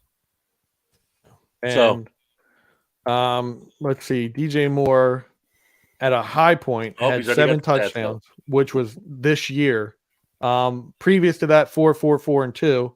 Calvin Johnson had 3 years of 5, 5, and 4, and the rest were almost double digits, if not double digits touchdowns. So it's hard to say that. Yeah, he had some down points, but he also, like I said, was triple covered. He was schemed against. If you're scheming against DJ Moore, it was because there was no one else on offense to scheme against, and especially after CMC left. Yeah, and I'm just trying to think. I've seen some reports. I know this is free agent friendly. I know it's not the draft, but I got to ask. Jump into the Panthers real quick. I know you do it. You said you do it a lot, right? You'd go through that trade all over again to get their guy at number 1. I would, yeah. Okay. If I believe in that, and I think it's going to be CJ there that they believe in, I am doing that trade 10 times out of 10. Yeah, and I'm not saying CJ isn't the guy. I'm just saying now you're watching Carolina say, "Oh man, we'd be open to trade back." Now, doing that, does that show you're not sure of your guy, of how strong of a prospect he is? If you're saying you can believe he'd trade back, I think with that, they're saying we're not against you blowing us completely away with a trade that we would be dumb not to accept. But we are very comfortable with taking our guy. I know, but if you're sitting in that position and a team comes back and says, Philadelphia, for some reason, they need that pass rusher, and they're like, we need to move up to 1. We're willing to give you our 2 firsts this year, a first next year, our second next year as well. We need this guy. You would be dumb not to say yes to that. I think that's them saying we're open to hearing that possibility, but we are also very comfortable with taking the guy that is sitting right there for us to take. Yeah, and that I've seen that, like when they say they're going to trade down, but I mean the Raiders just got Jimmy G. I don't see them trading up now. Next year, I see them going for a QB in 2024. Colts came out and basically admitted and said, "Hey, we don't." And now this is them saying we can't get a deal done with anyone to move up because they came out and said, "Well, we don't view there's a Joe Burrow or Trevor Lawrence in this draft." So could they be sandbagging a little bit, making teams think, "Hey, they're going to take QB." Not to trade up, but I see a team trading up to 3. That's me. I see someone like the Commanders, the Titans, and I've even said this. I know they're might roll with Trask. I know you're a big Trask guy, but even if they go with Baker, do you see them moving on to Bucks BC being a team to trade up and moving up to 3? I don't see it as far fetched because it might be a big deal to move up with and maybe trade some players they haven't restructured yet. But there's some teams out there that need a quarterback. I mean, the Panthers are sitting pretty, but I just feel like teams could move up to 3 still and grab a guy that if maybe someone makes a surprise pick. I've seen reports, Reich likes Anthony Richardson or makes it, and the next thing you know, Young or Stroud sitting there at 3. Yeah. I think if Stroud is sitting there, he's the guy everyone's going to trade up for because everyone's like, he wasn't consistent.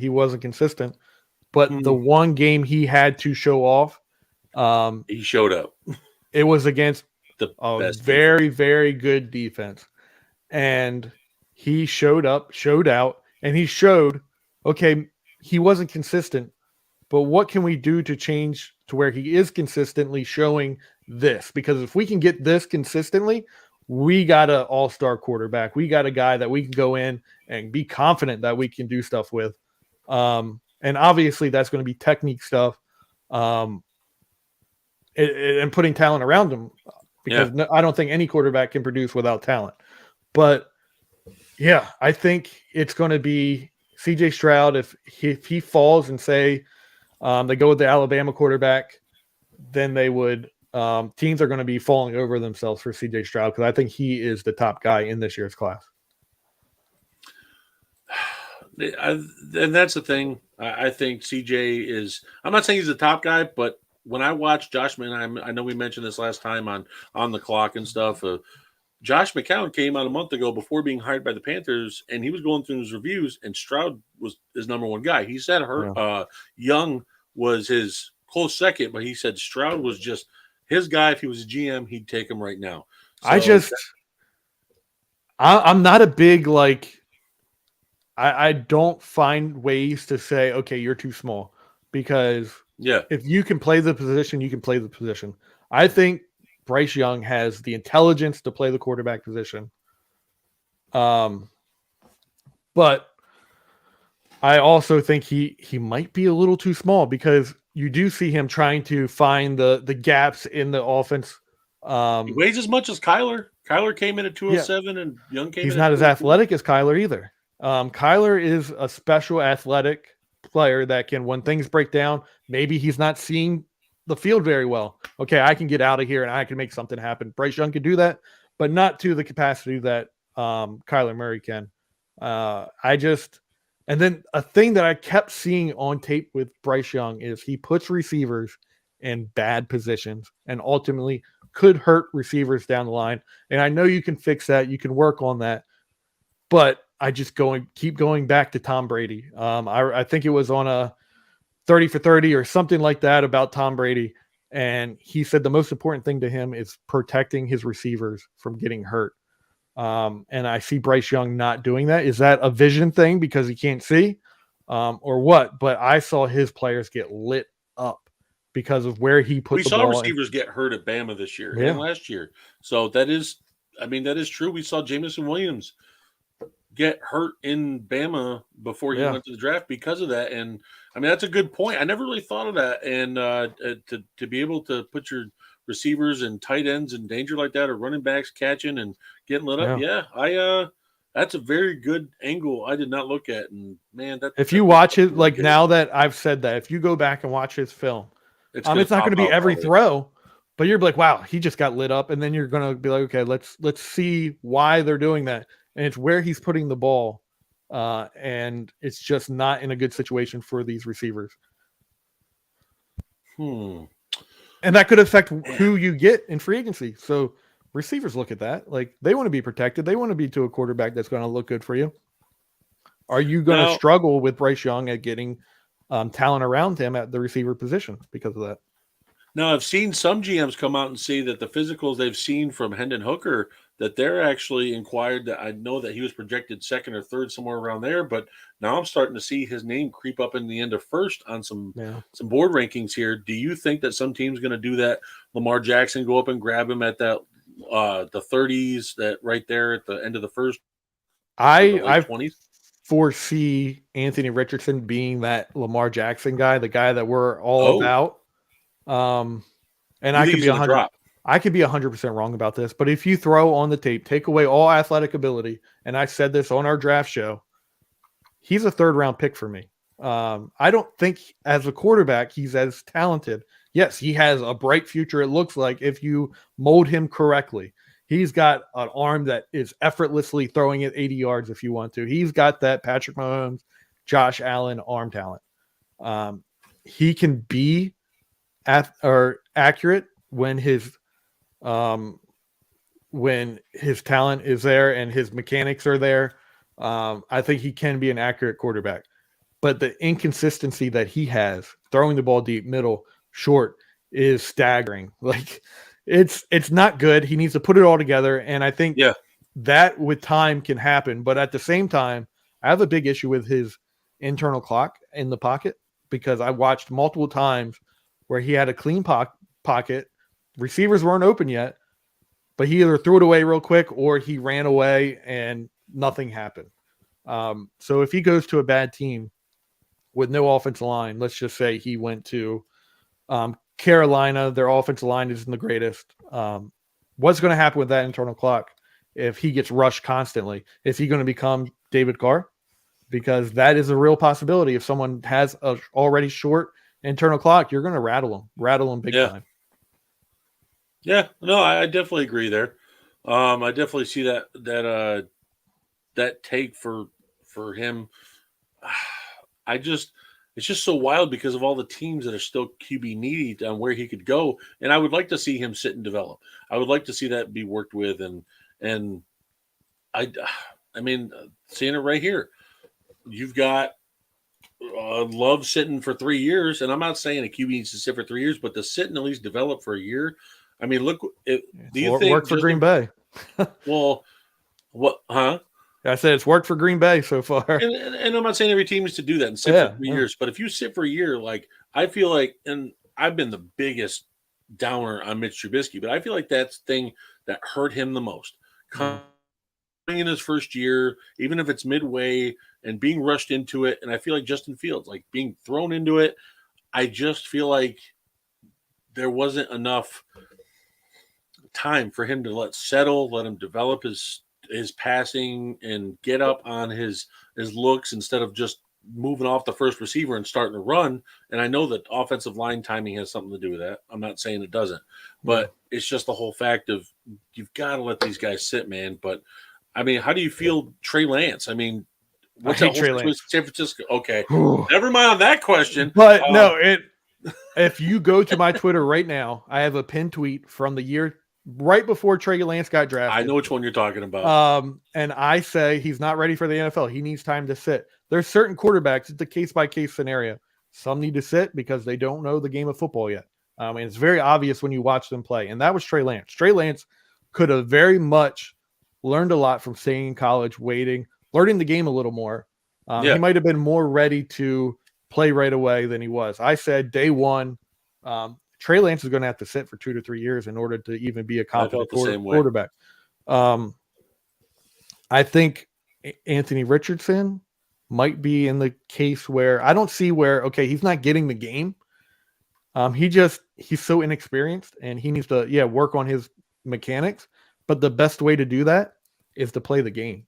If you can find a way to protect him in his scenario and find ways to get the ball out early, make him confident, maybe work on his internal clock, but you need to get more reps for him. I think he's a candidate to start right away.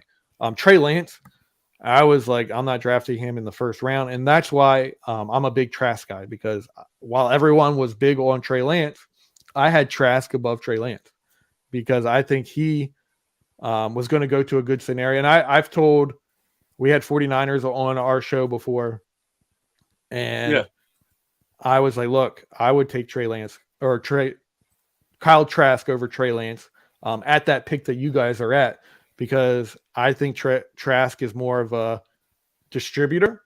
He's going to get the ball to your guys. He's got an arm on him. We saw what he could do with Tony. We saw what he could do with Kyle Pitts. And you guys have the weapons for him to distribute the ball to those guys, and he can do a lot with that. That's why I'm a big Trask guy. I think he was undervalued because of the talent he had around him, but he put the ball in good spots where only his receivers could get the ball. At his bowl game, he turned the ball over a lot. It was rough. But he has other games to show his talent, and he produced. He was very inexperienced. What, a 1-year starter in Florida? So I'm excited to see what he can do. A lot rides on me in that draft with Kyle Trask, because I'm trying to think who was in that draft. Was that who was the quarterbacks in that draft? Looking it up right now. I'm That trying was to think. 2021. Was that Lawrence? I believe. No. Was it? Yes, it was, because it was Fields, Lawrence. Yeah, that was that one. So in my I actually, and it's not going to look good on me, but I had Fields number 1. I had Lawrence number 2 because I didn't like how Lawrence came out. T-Law hate. The T-Law. I didn't like how he said, I don't love the game of football. And we just got done watching a player with the Colts who was great, but didn't love the game of football. There was other things on his mind. Retire early. So I don't know if I could invest my first round pick between Lawrence and Fields, who I felt like were neck and neck as a talent, and not put my love in the Fields where Lawrence could do. And then I went Fields, Lawrence, Wilson. I think I went where Brett's saying, I think I went Mac Jones too. I was big on Mac Jones. He reminded me a lot of Tom Brady in his competitiveness. If you watch him at Alabama, he was one of the most competitive people you can watch on film. And then after that, it was Kyle Trask. And then Trey Lance was a distance after that. So I get the competitive side, but it can only get you so far if everything else isn't meshing up. Yeah. That's my thing. And I'm not trying to bash on your guy. I've just never been a Trask guy. That's just not me. I've never been that guy that scream and pound the table for him. I'll definitely give him the chance to start, just like I will Love, and he's sat. Yeah. So we'll see what goes on with him. But for folks joining in now, it's been about an hour and a half we've been live, and I want to go ahead and just say, if you're here, Finstock Sports Network, thank you. Huddle Up and Wait. Thank you for watching us. I want to go ahead and say hit the like and subscribe button, and go ahead and please follow and check out the shows. We got plenty of other content for you to check out, but this is the live special. Give me 1 second. My wife is peeking in the room. Yeah.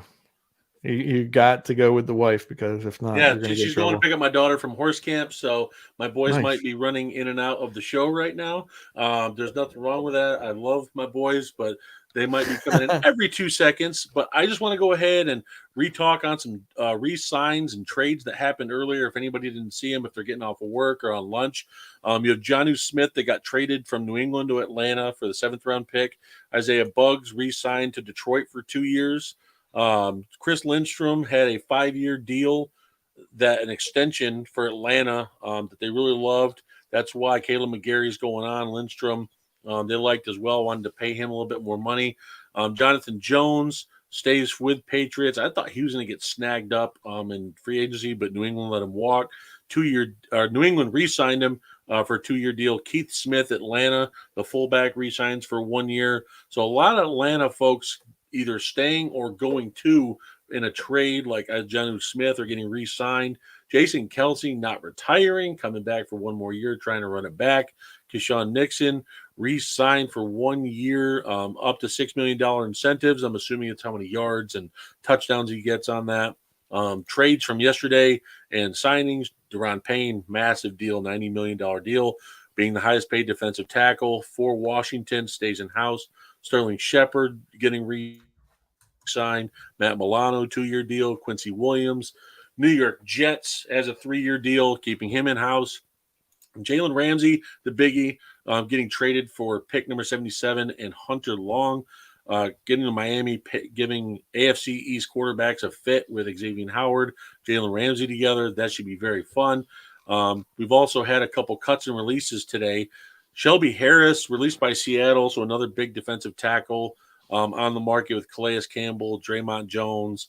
Since Javon Hargrave already got his deal, those are going to be the bigger names. Donald Parham couldn't reach a deal with the Chargers, so he's going to free agency, kind of an underrated name for tight end to watch out for. So that's what's happened so far, folks. There's been rumors of the running backs on the block with Dalvin Cook, Derrick Henry, Austin Eckler asking for his trade and to speak with other teams. Tampa Bay exploring a trade for Shaq Mason, offensive guard. You might see some teams like the Bears and Ravens step up with that, with losing Ben Powers and other such of that. You also have deals for today. Jarrett Stidham goes to Denver. David Amenyata goes to Atlanta for 3 years. Andrew Beck goes to Houston for 2 years. Hey, buddy. See, folks? See, there's my youngest Finn stopping to say hey. You have Ben Powers going to Denver from Baltimore, 4-year deal. Mike McGlinchey going there to Denver as well. So, man, it's just a whole stuff that's been going on. But I just wanted to reiterate and kind of give everyone the full shebang on what's going on. But, man, I just only going to keep going, but I'm really shocked. Wide receivers haven't been touched, but another one we didn't touch on there, Josh, safeties. Safeties, I know you're about to head out, but I just want to touch on, you've got some big names out there. Jesse Bates, Jimmy Ward, John Johnson. I mean, there's some guys out there that are pretty darn good players, and there's no mention of them at all. And I know a favorite for Jesse Bates is going to the Falcons. It looks like he's kind of being recruited there a little bit. Jordan Poyer had in-house Brett Legase report that he might be sniffing around Miami, so we'll definitely see there if that happens. Jimmy Ward haven't really had any connections to so far, but do you think the business picks up here in a little bit for safeties and wide receivers, or do you think it's still going to stay still? I mentioned the safeties when I was talking about them coming back and devaluing a position, because there has been a hard NFL line of we do not value safeties. And I think we saw that last year in the draft, because Baltimore should have never got I can't think of his name right now. I'm awful with names after having a child. I call my daughter. I don't even have 2 kids, and I call my daughter another name. I got 3, so I got an excuse.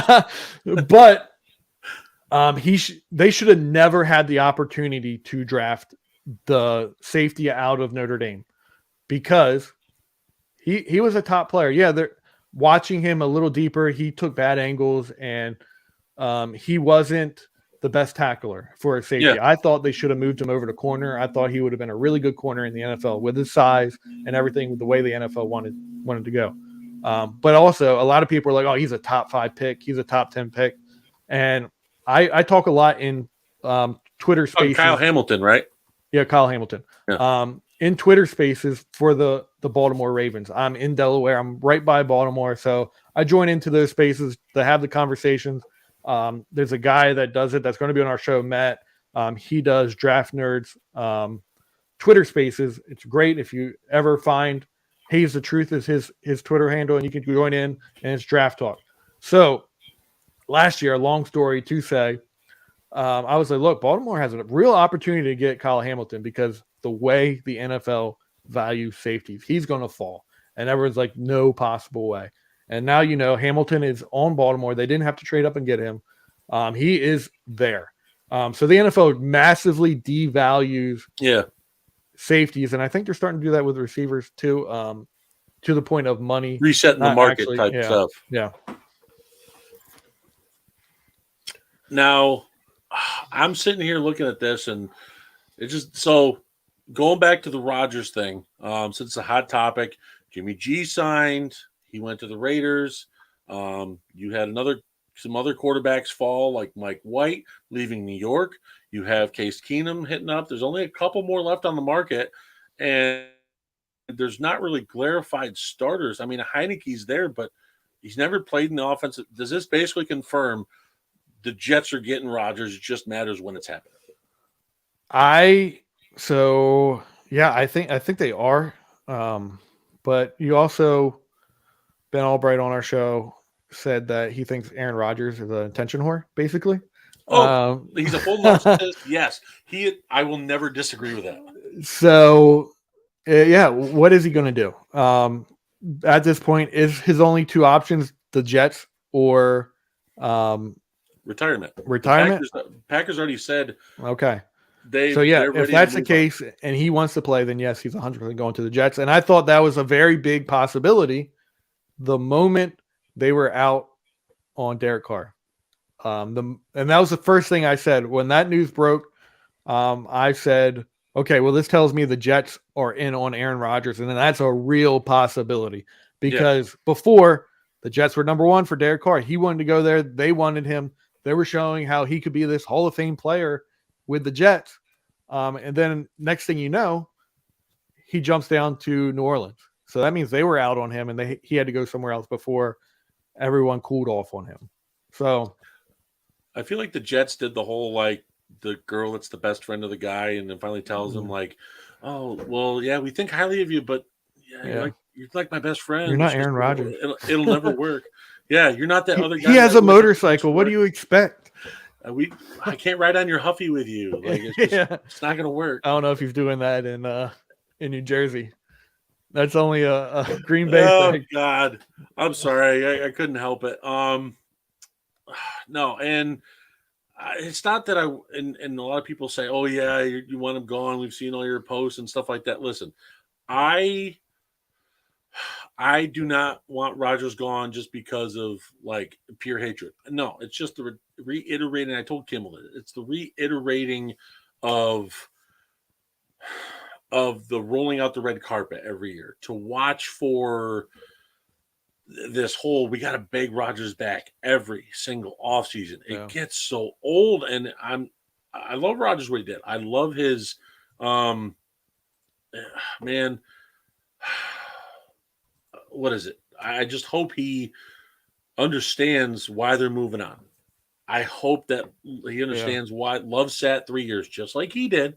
It's not this horrible thing that he has to move on. But when you go 8-9 and you lose on your own home turf to the Lions, who you dominated in the division rival for so long, is what it is. I mean, it's time to rip that Band-Aid off. They moved on from Favre from 2007, and he just went to an NFC Championship game. So I don't see a better reason why to move on, especially to get younger. And it's just the Green Bay brass of it, as said, we're done. So it's time to see. It's time to see what you have in Love. He's sat long enough.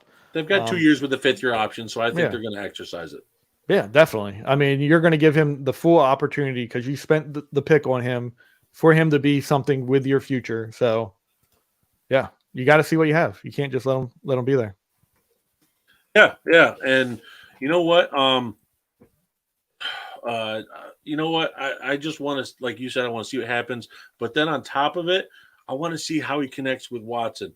I want to see how he goes ahead and connects with Dobbs. I want to see who they add around him to give him the best chance. Yeah, no, I agree. But I think it's about that time, Mr. Wingate. Yeah, I appreciate you having me on. Oh, yeah. Anytime, you guys are all welcome. I love having you Beer and Sports guys on. I love coming on y'all's show and causing stirring up trouble with Kimmel. I have to do that. It's the best thing. Anytime that my wife's not around and I can get on, I'm down. My wife is the one keeping me away from all of you guys. So listen, that's why I said, hold on. Hey, the wife's not watching. That's why I can say that. Listen, time to hit up Josh's wife and say, hey, did you see that episode he was on? Yeah, right. No, it's not that time. I appreciate No problem, brother. Glad having you. Guys, glad you're here. Again, I know I mentioned a little bit ago, but please like and subscribe. You're here. This is a tampering or legal tampering live edition.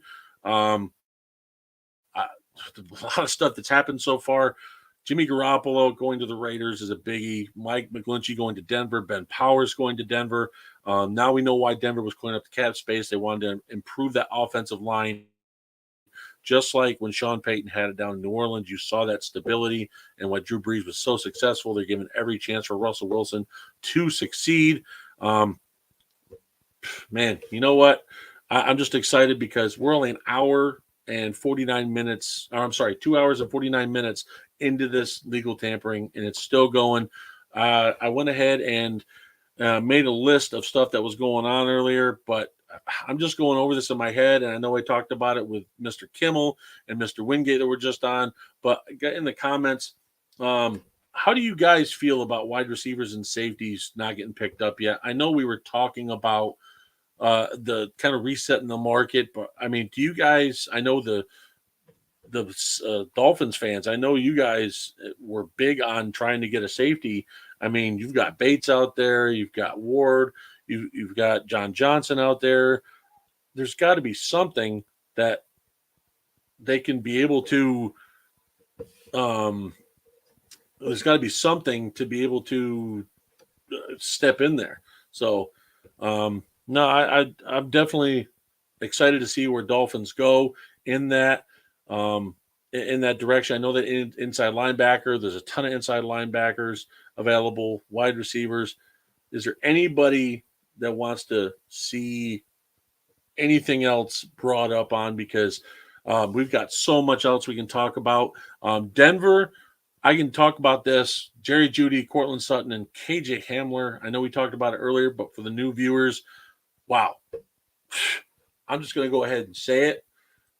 I think Jerry Jeudy gets traded to Denver. I don't think Brandon Cooks goes there. I think Jerry Jeudy goes there, gets a younger option. What was that? Probably talking with pay, maybe, hopefully.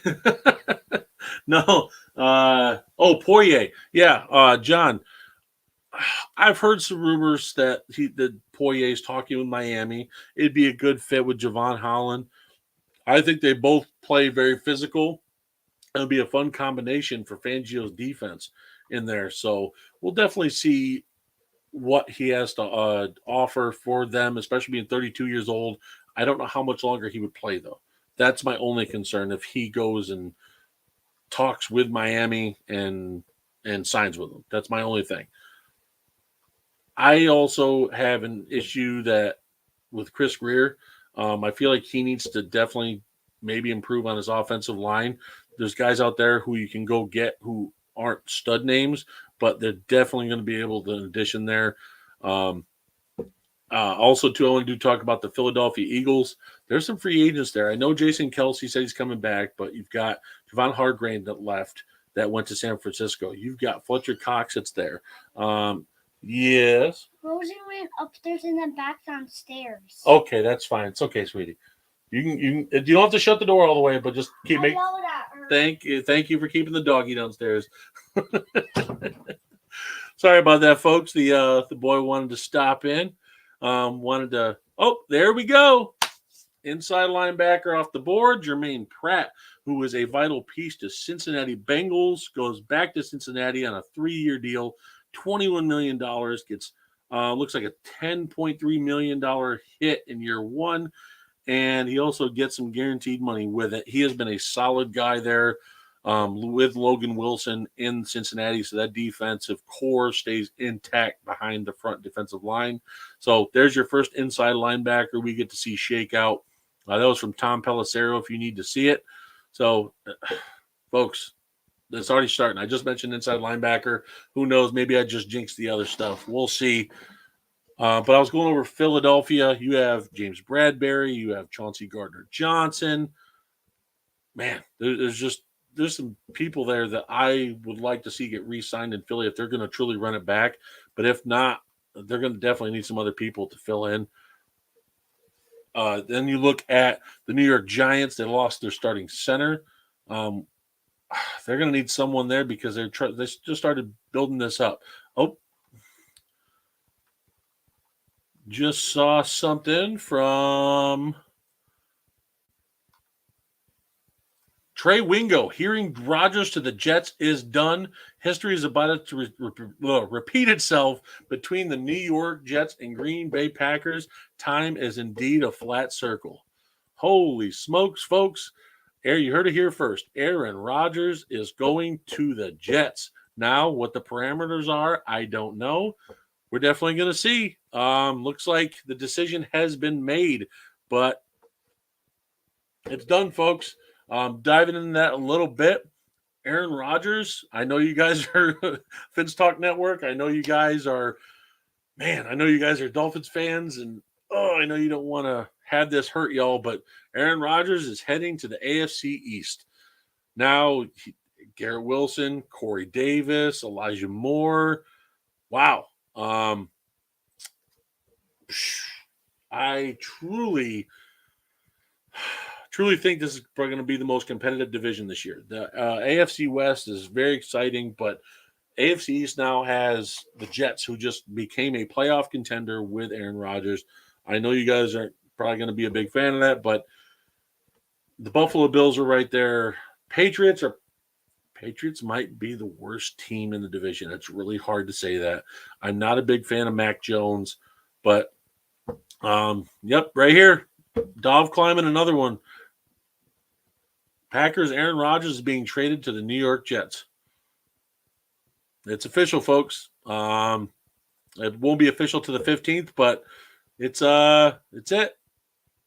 I love Aaron Rodgers. But going back one more to it, you've got Miami, who's a playoff contender. You got the Bills. You got the Jets now. The Jets were very close last year, but they realized they need someone to take them up over the hump rather than Zach Wilson. So, you know what? I'm fully excited to see this. This is the big news we were waiting for all day was Aaron Rodgers. Now the next quarterback, Lamar Jackson's on the trade block. Is anybody going to meet that tag price? Send the 2 first, make an offer sheet, and make it so Baltimore is not going to be able to match it, because it sounded like they were a little petty trying to do it. I'm ready for it. So you know what, folks, I'm just still in shock a little bit. Guy I just watched bring home a Lombardi to a little over a decade ago, is now a New York Jet. I love you, Rodgers. You are you're one of the most exciting players, the best QB arm talent I've ever seen. I know it's hard to say on the Dolphins Network because I know you guys are a Marino-based fan base on that, and there's nothing wrong with that. I love Marino, but just to me, Rodgers was that guy. He was that best arm talent. I feel like there's stuff Brady, Marino, Montana could not do physically for what Aaron offered. Now, time to move on. Time to get that. Time to get that Jordan Love jersey out. I've got one prepared, ready to go. But folks, we appreciate you being here. We appreciate you watching this, bearing with me, talking about Babel, jumping back and forth between positions, waiting for the news to come out. I really do appreciate y'all sitting here with me and waiting and listening to the other Joshes here. Now we're just waiting to see what the compensation is. This is truly a... Oh, Steve, no, I promise. We're not the top of the game, I promise. Usually I have my buddy here, Brett Lagasse, whoever pronounced that last name. Love him, but I always get it wrong. Lagasse. Thanks, Evan. Appreciate that. I really do try, guys. I try to get out the info properly enough for y'all to everyone who's a new football fan to an experienced analyst to come on and be able to experience just a relaxed environment and just kind of BS around, talk about football. But it's just crazy that, man, it's coming to an era. I know I said it before, but Rodgers' era is over in Green Bay.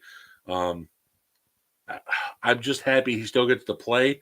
And it looks like Green Bay and New York Jets have come to a deal. It's been verified now by 3 different sources. So we just got to see what this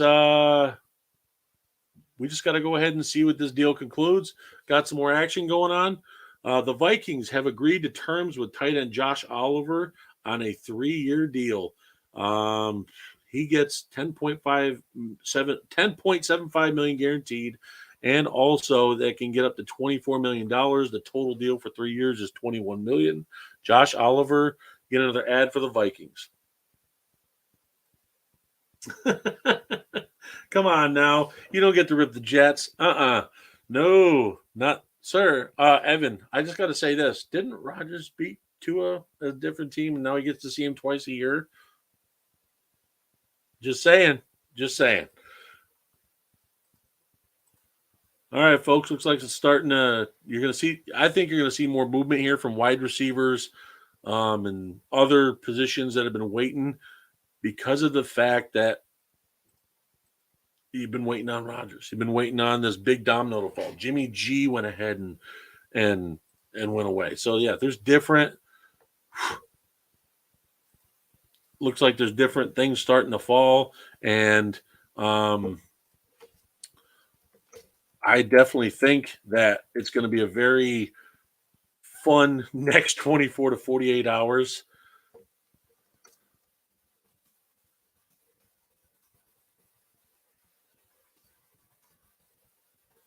Uh-oh, folks, hold on. Getting something else.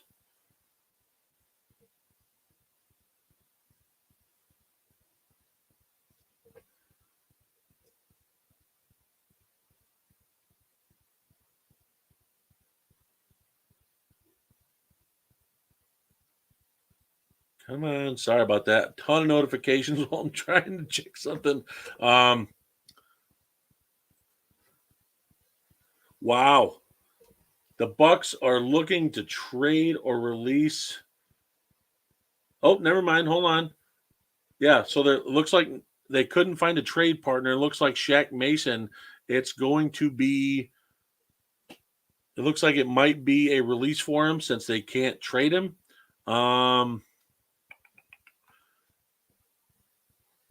Now, also, too, they're in talks to re-sign Levante David at linebacker.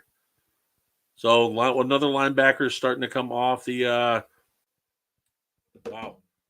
Looks like the linebacker is starting to come off the board now. Jermaine Pratt, Levante David possibly going back. I thought they were going to let him go with the cap space that they barely opened up. But there might be some more. Maybe takes a vet minimum deal. Wow.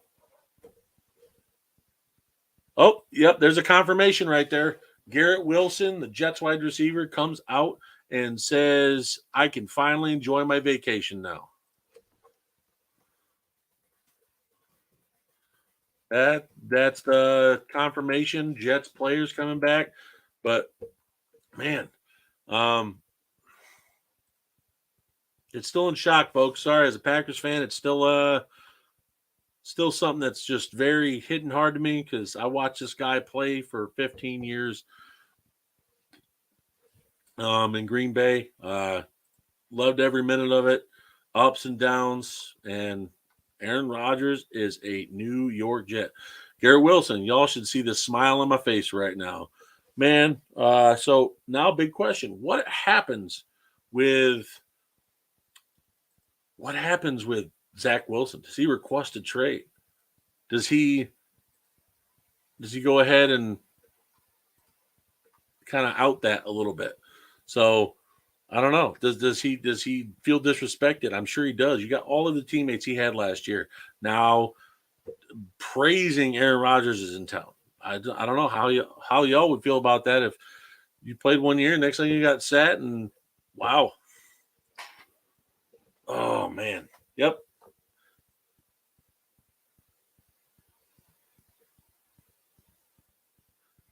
Yep, confirmed here. Packers finally have a new QB in 2020 first-round pick Jordan Love.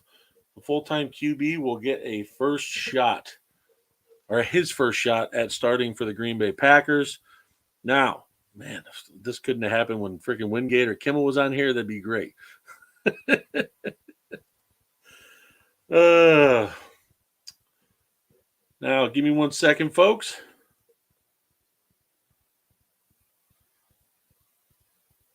Getting some other information here. Bear with me.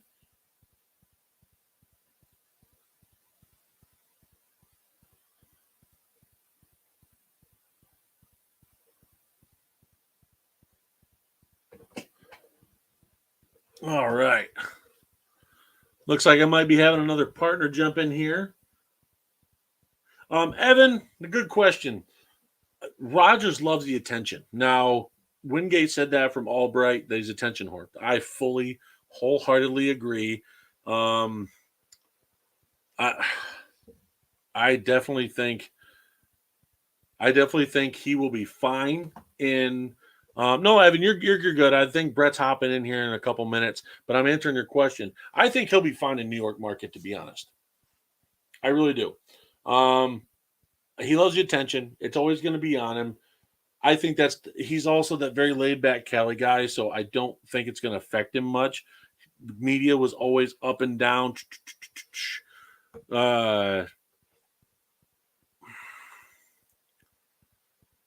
Okay, hold on. So now Ian Rappaport is saying nothing is I wish something had happened, but nothing is happening. But Trey Wingo saying opposite.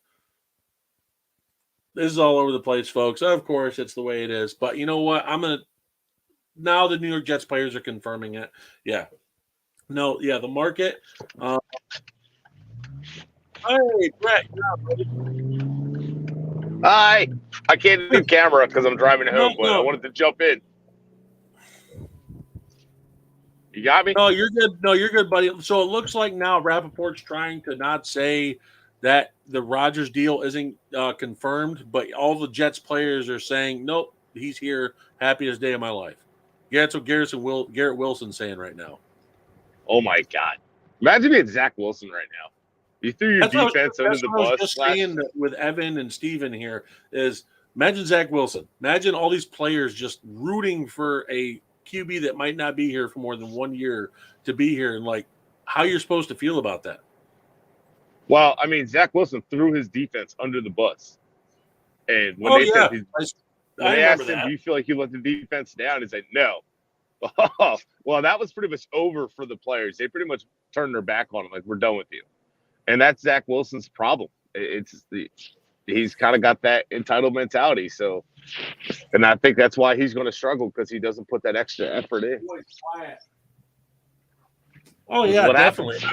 Sorry about that. I had to yell at my boys real quick. They're yelling in the house. Had to be dad for a second. No, I definitely agree with that. He has that mentality. My issue is the fact that, like, why, as the Jets, try and say, that's my issue. Why the Jets try? Oh, we're not going to trade him. Why? Why not move away from him? You obviously are probably going to take QB in 2024, no matter how Rodgers stays, goes, does what. That's my issue. Right, yeah. I mean, Rodgers at most is 2 years, right? I mean, at most. Yeah. So I'm not even saying he definitely is 2 years, but, I mean, you're moving on from him. Well, you're going to sit him on the bench for 2 years? No. I mean, I know you got to eat some of the guaranteed contract you signed rookies and all that stuff, but, I mean, I don't know. What's the point of keeping them? But these guys get loyal to their draft picks, but I would try to trade them. Honestly, the way this QB market is, this is the most I think we've seen starting quarterbacks move the last couple of years than we've seen in a long time. So I think what's starting to happen is I think the market's changing where these teams are going to try to win on the rookie contracts.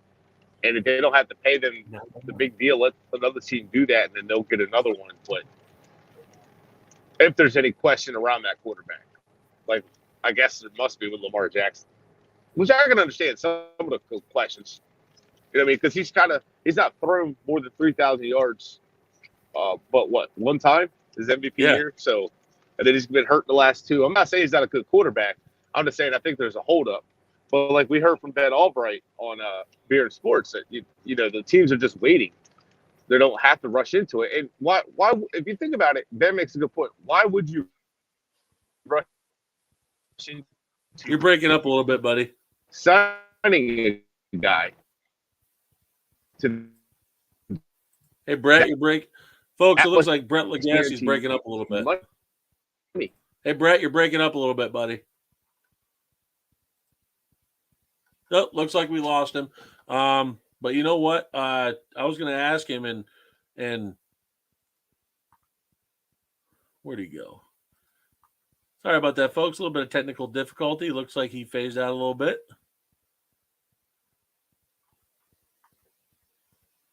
Huh.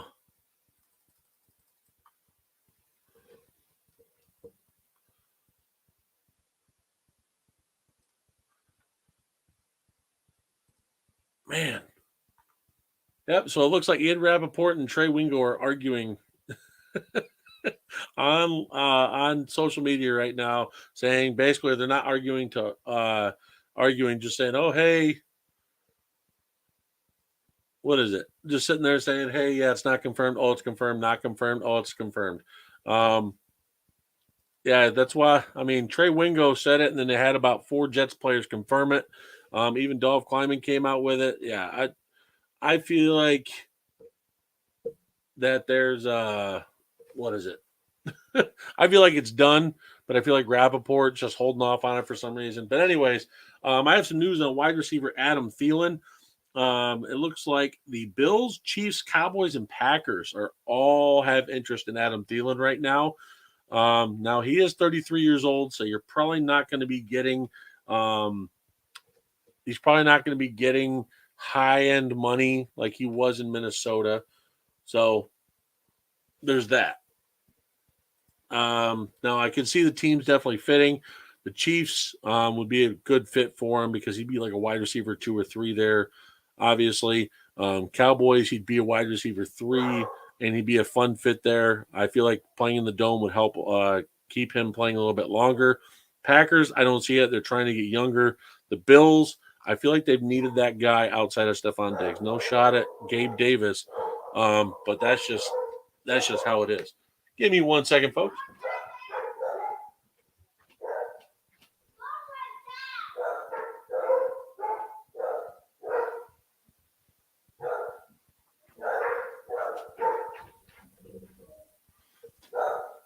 Give me 1 second, folks. I will be right back.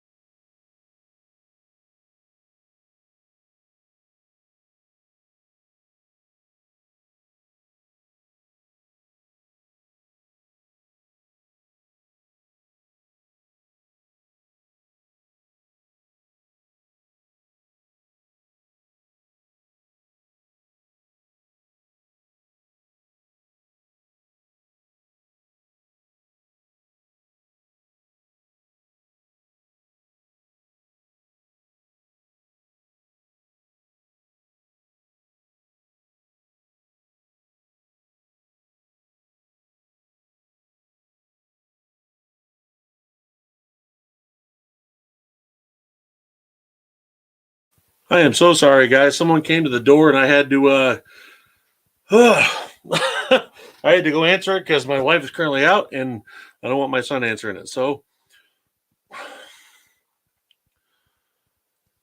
oh boy. All right. Sorry about that, folks. I have to get caught back up.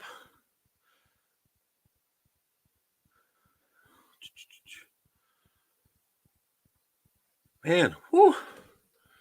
This thing is nuts. They keep arguing on social media.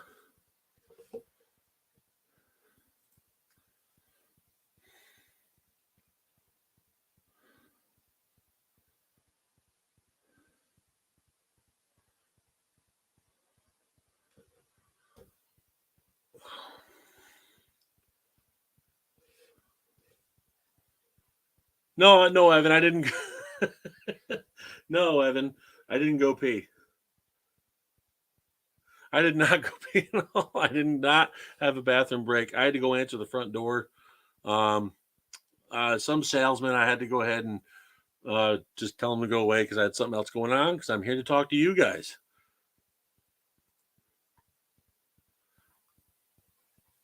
Now, it looks like there's some other stuff going on, some other rumors going up. And you know what? But we will get back to you here soon when more stuff pops up. I'm going to go ahead and hop off. Folks, thank you for please being here at Huddle Up and Wait live free agency edition. Legal tampering, no, not free agency. Just got to say that. Go ahead and like and subscribe for the awesome content we got here. I mean, we got wrestling, you got football, you got basketball, you got plenty of Dolphins coverage. Fantasy football has now been added. There's just a plethora of the Fins Talk Sports Network. Go ahead and follow all the guys on the network, including myself, at Steak and Cheese, my co-host, Brett Legassi.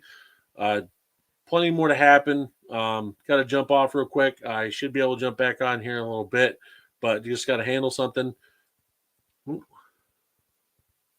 Just checking the notifications one last time, guys, because things are happening. But like I said, I have to hop off and I'll hop back on. But anyways, we loved having you, and we go ahead and got your 6. Okay, have a good one.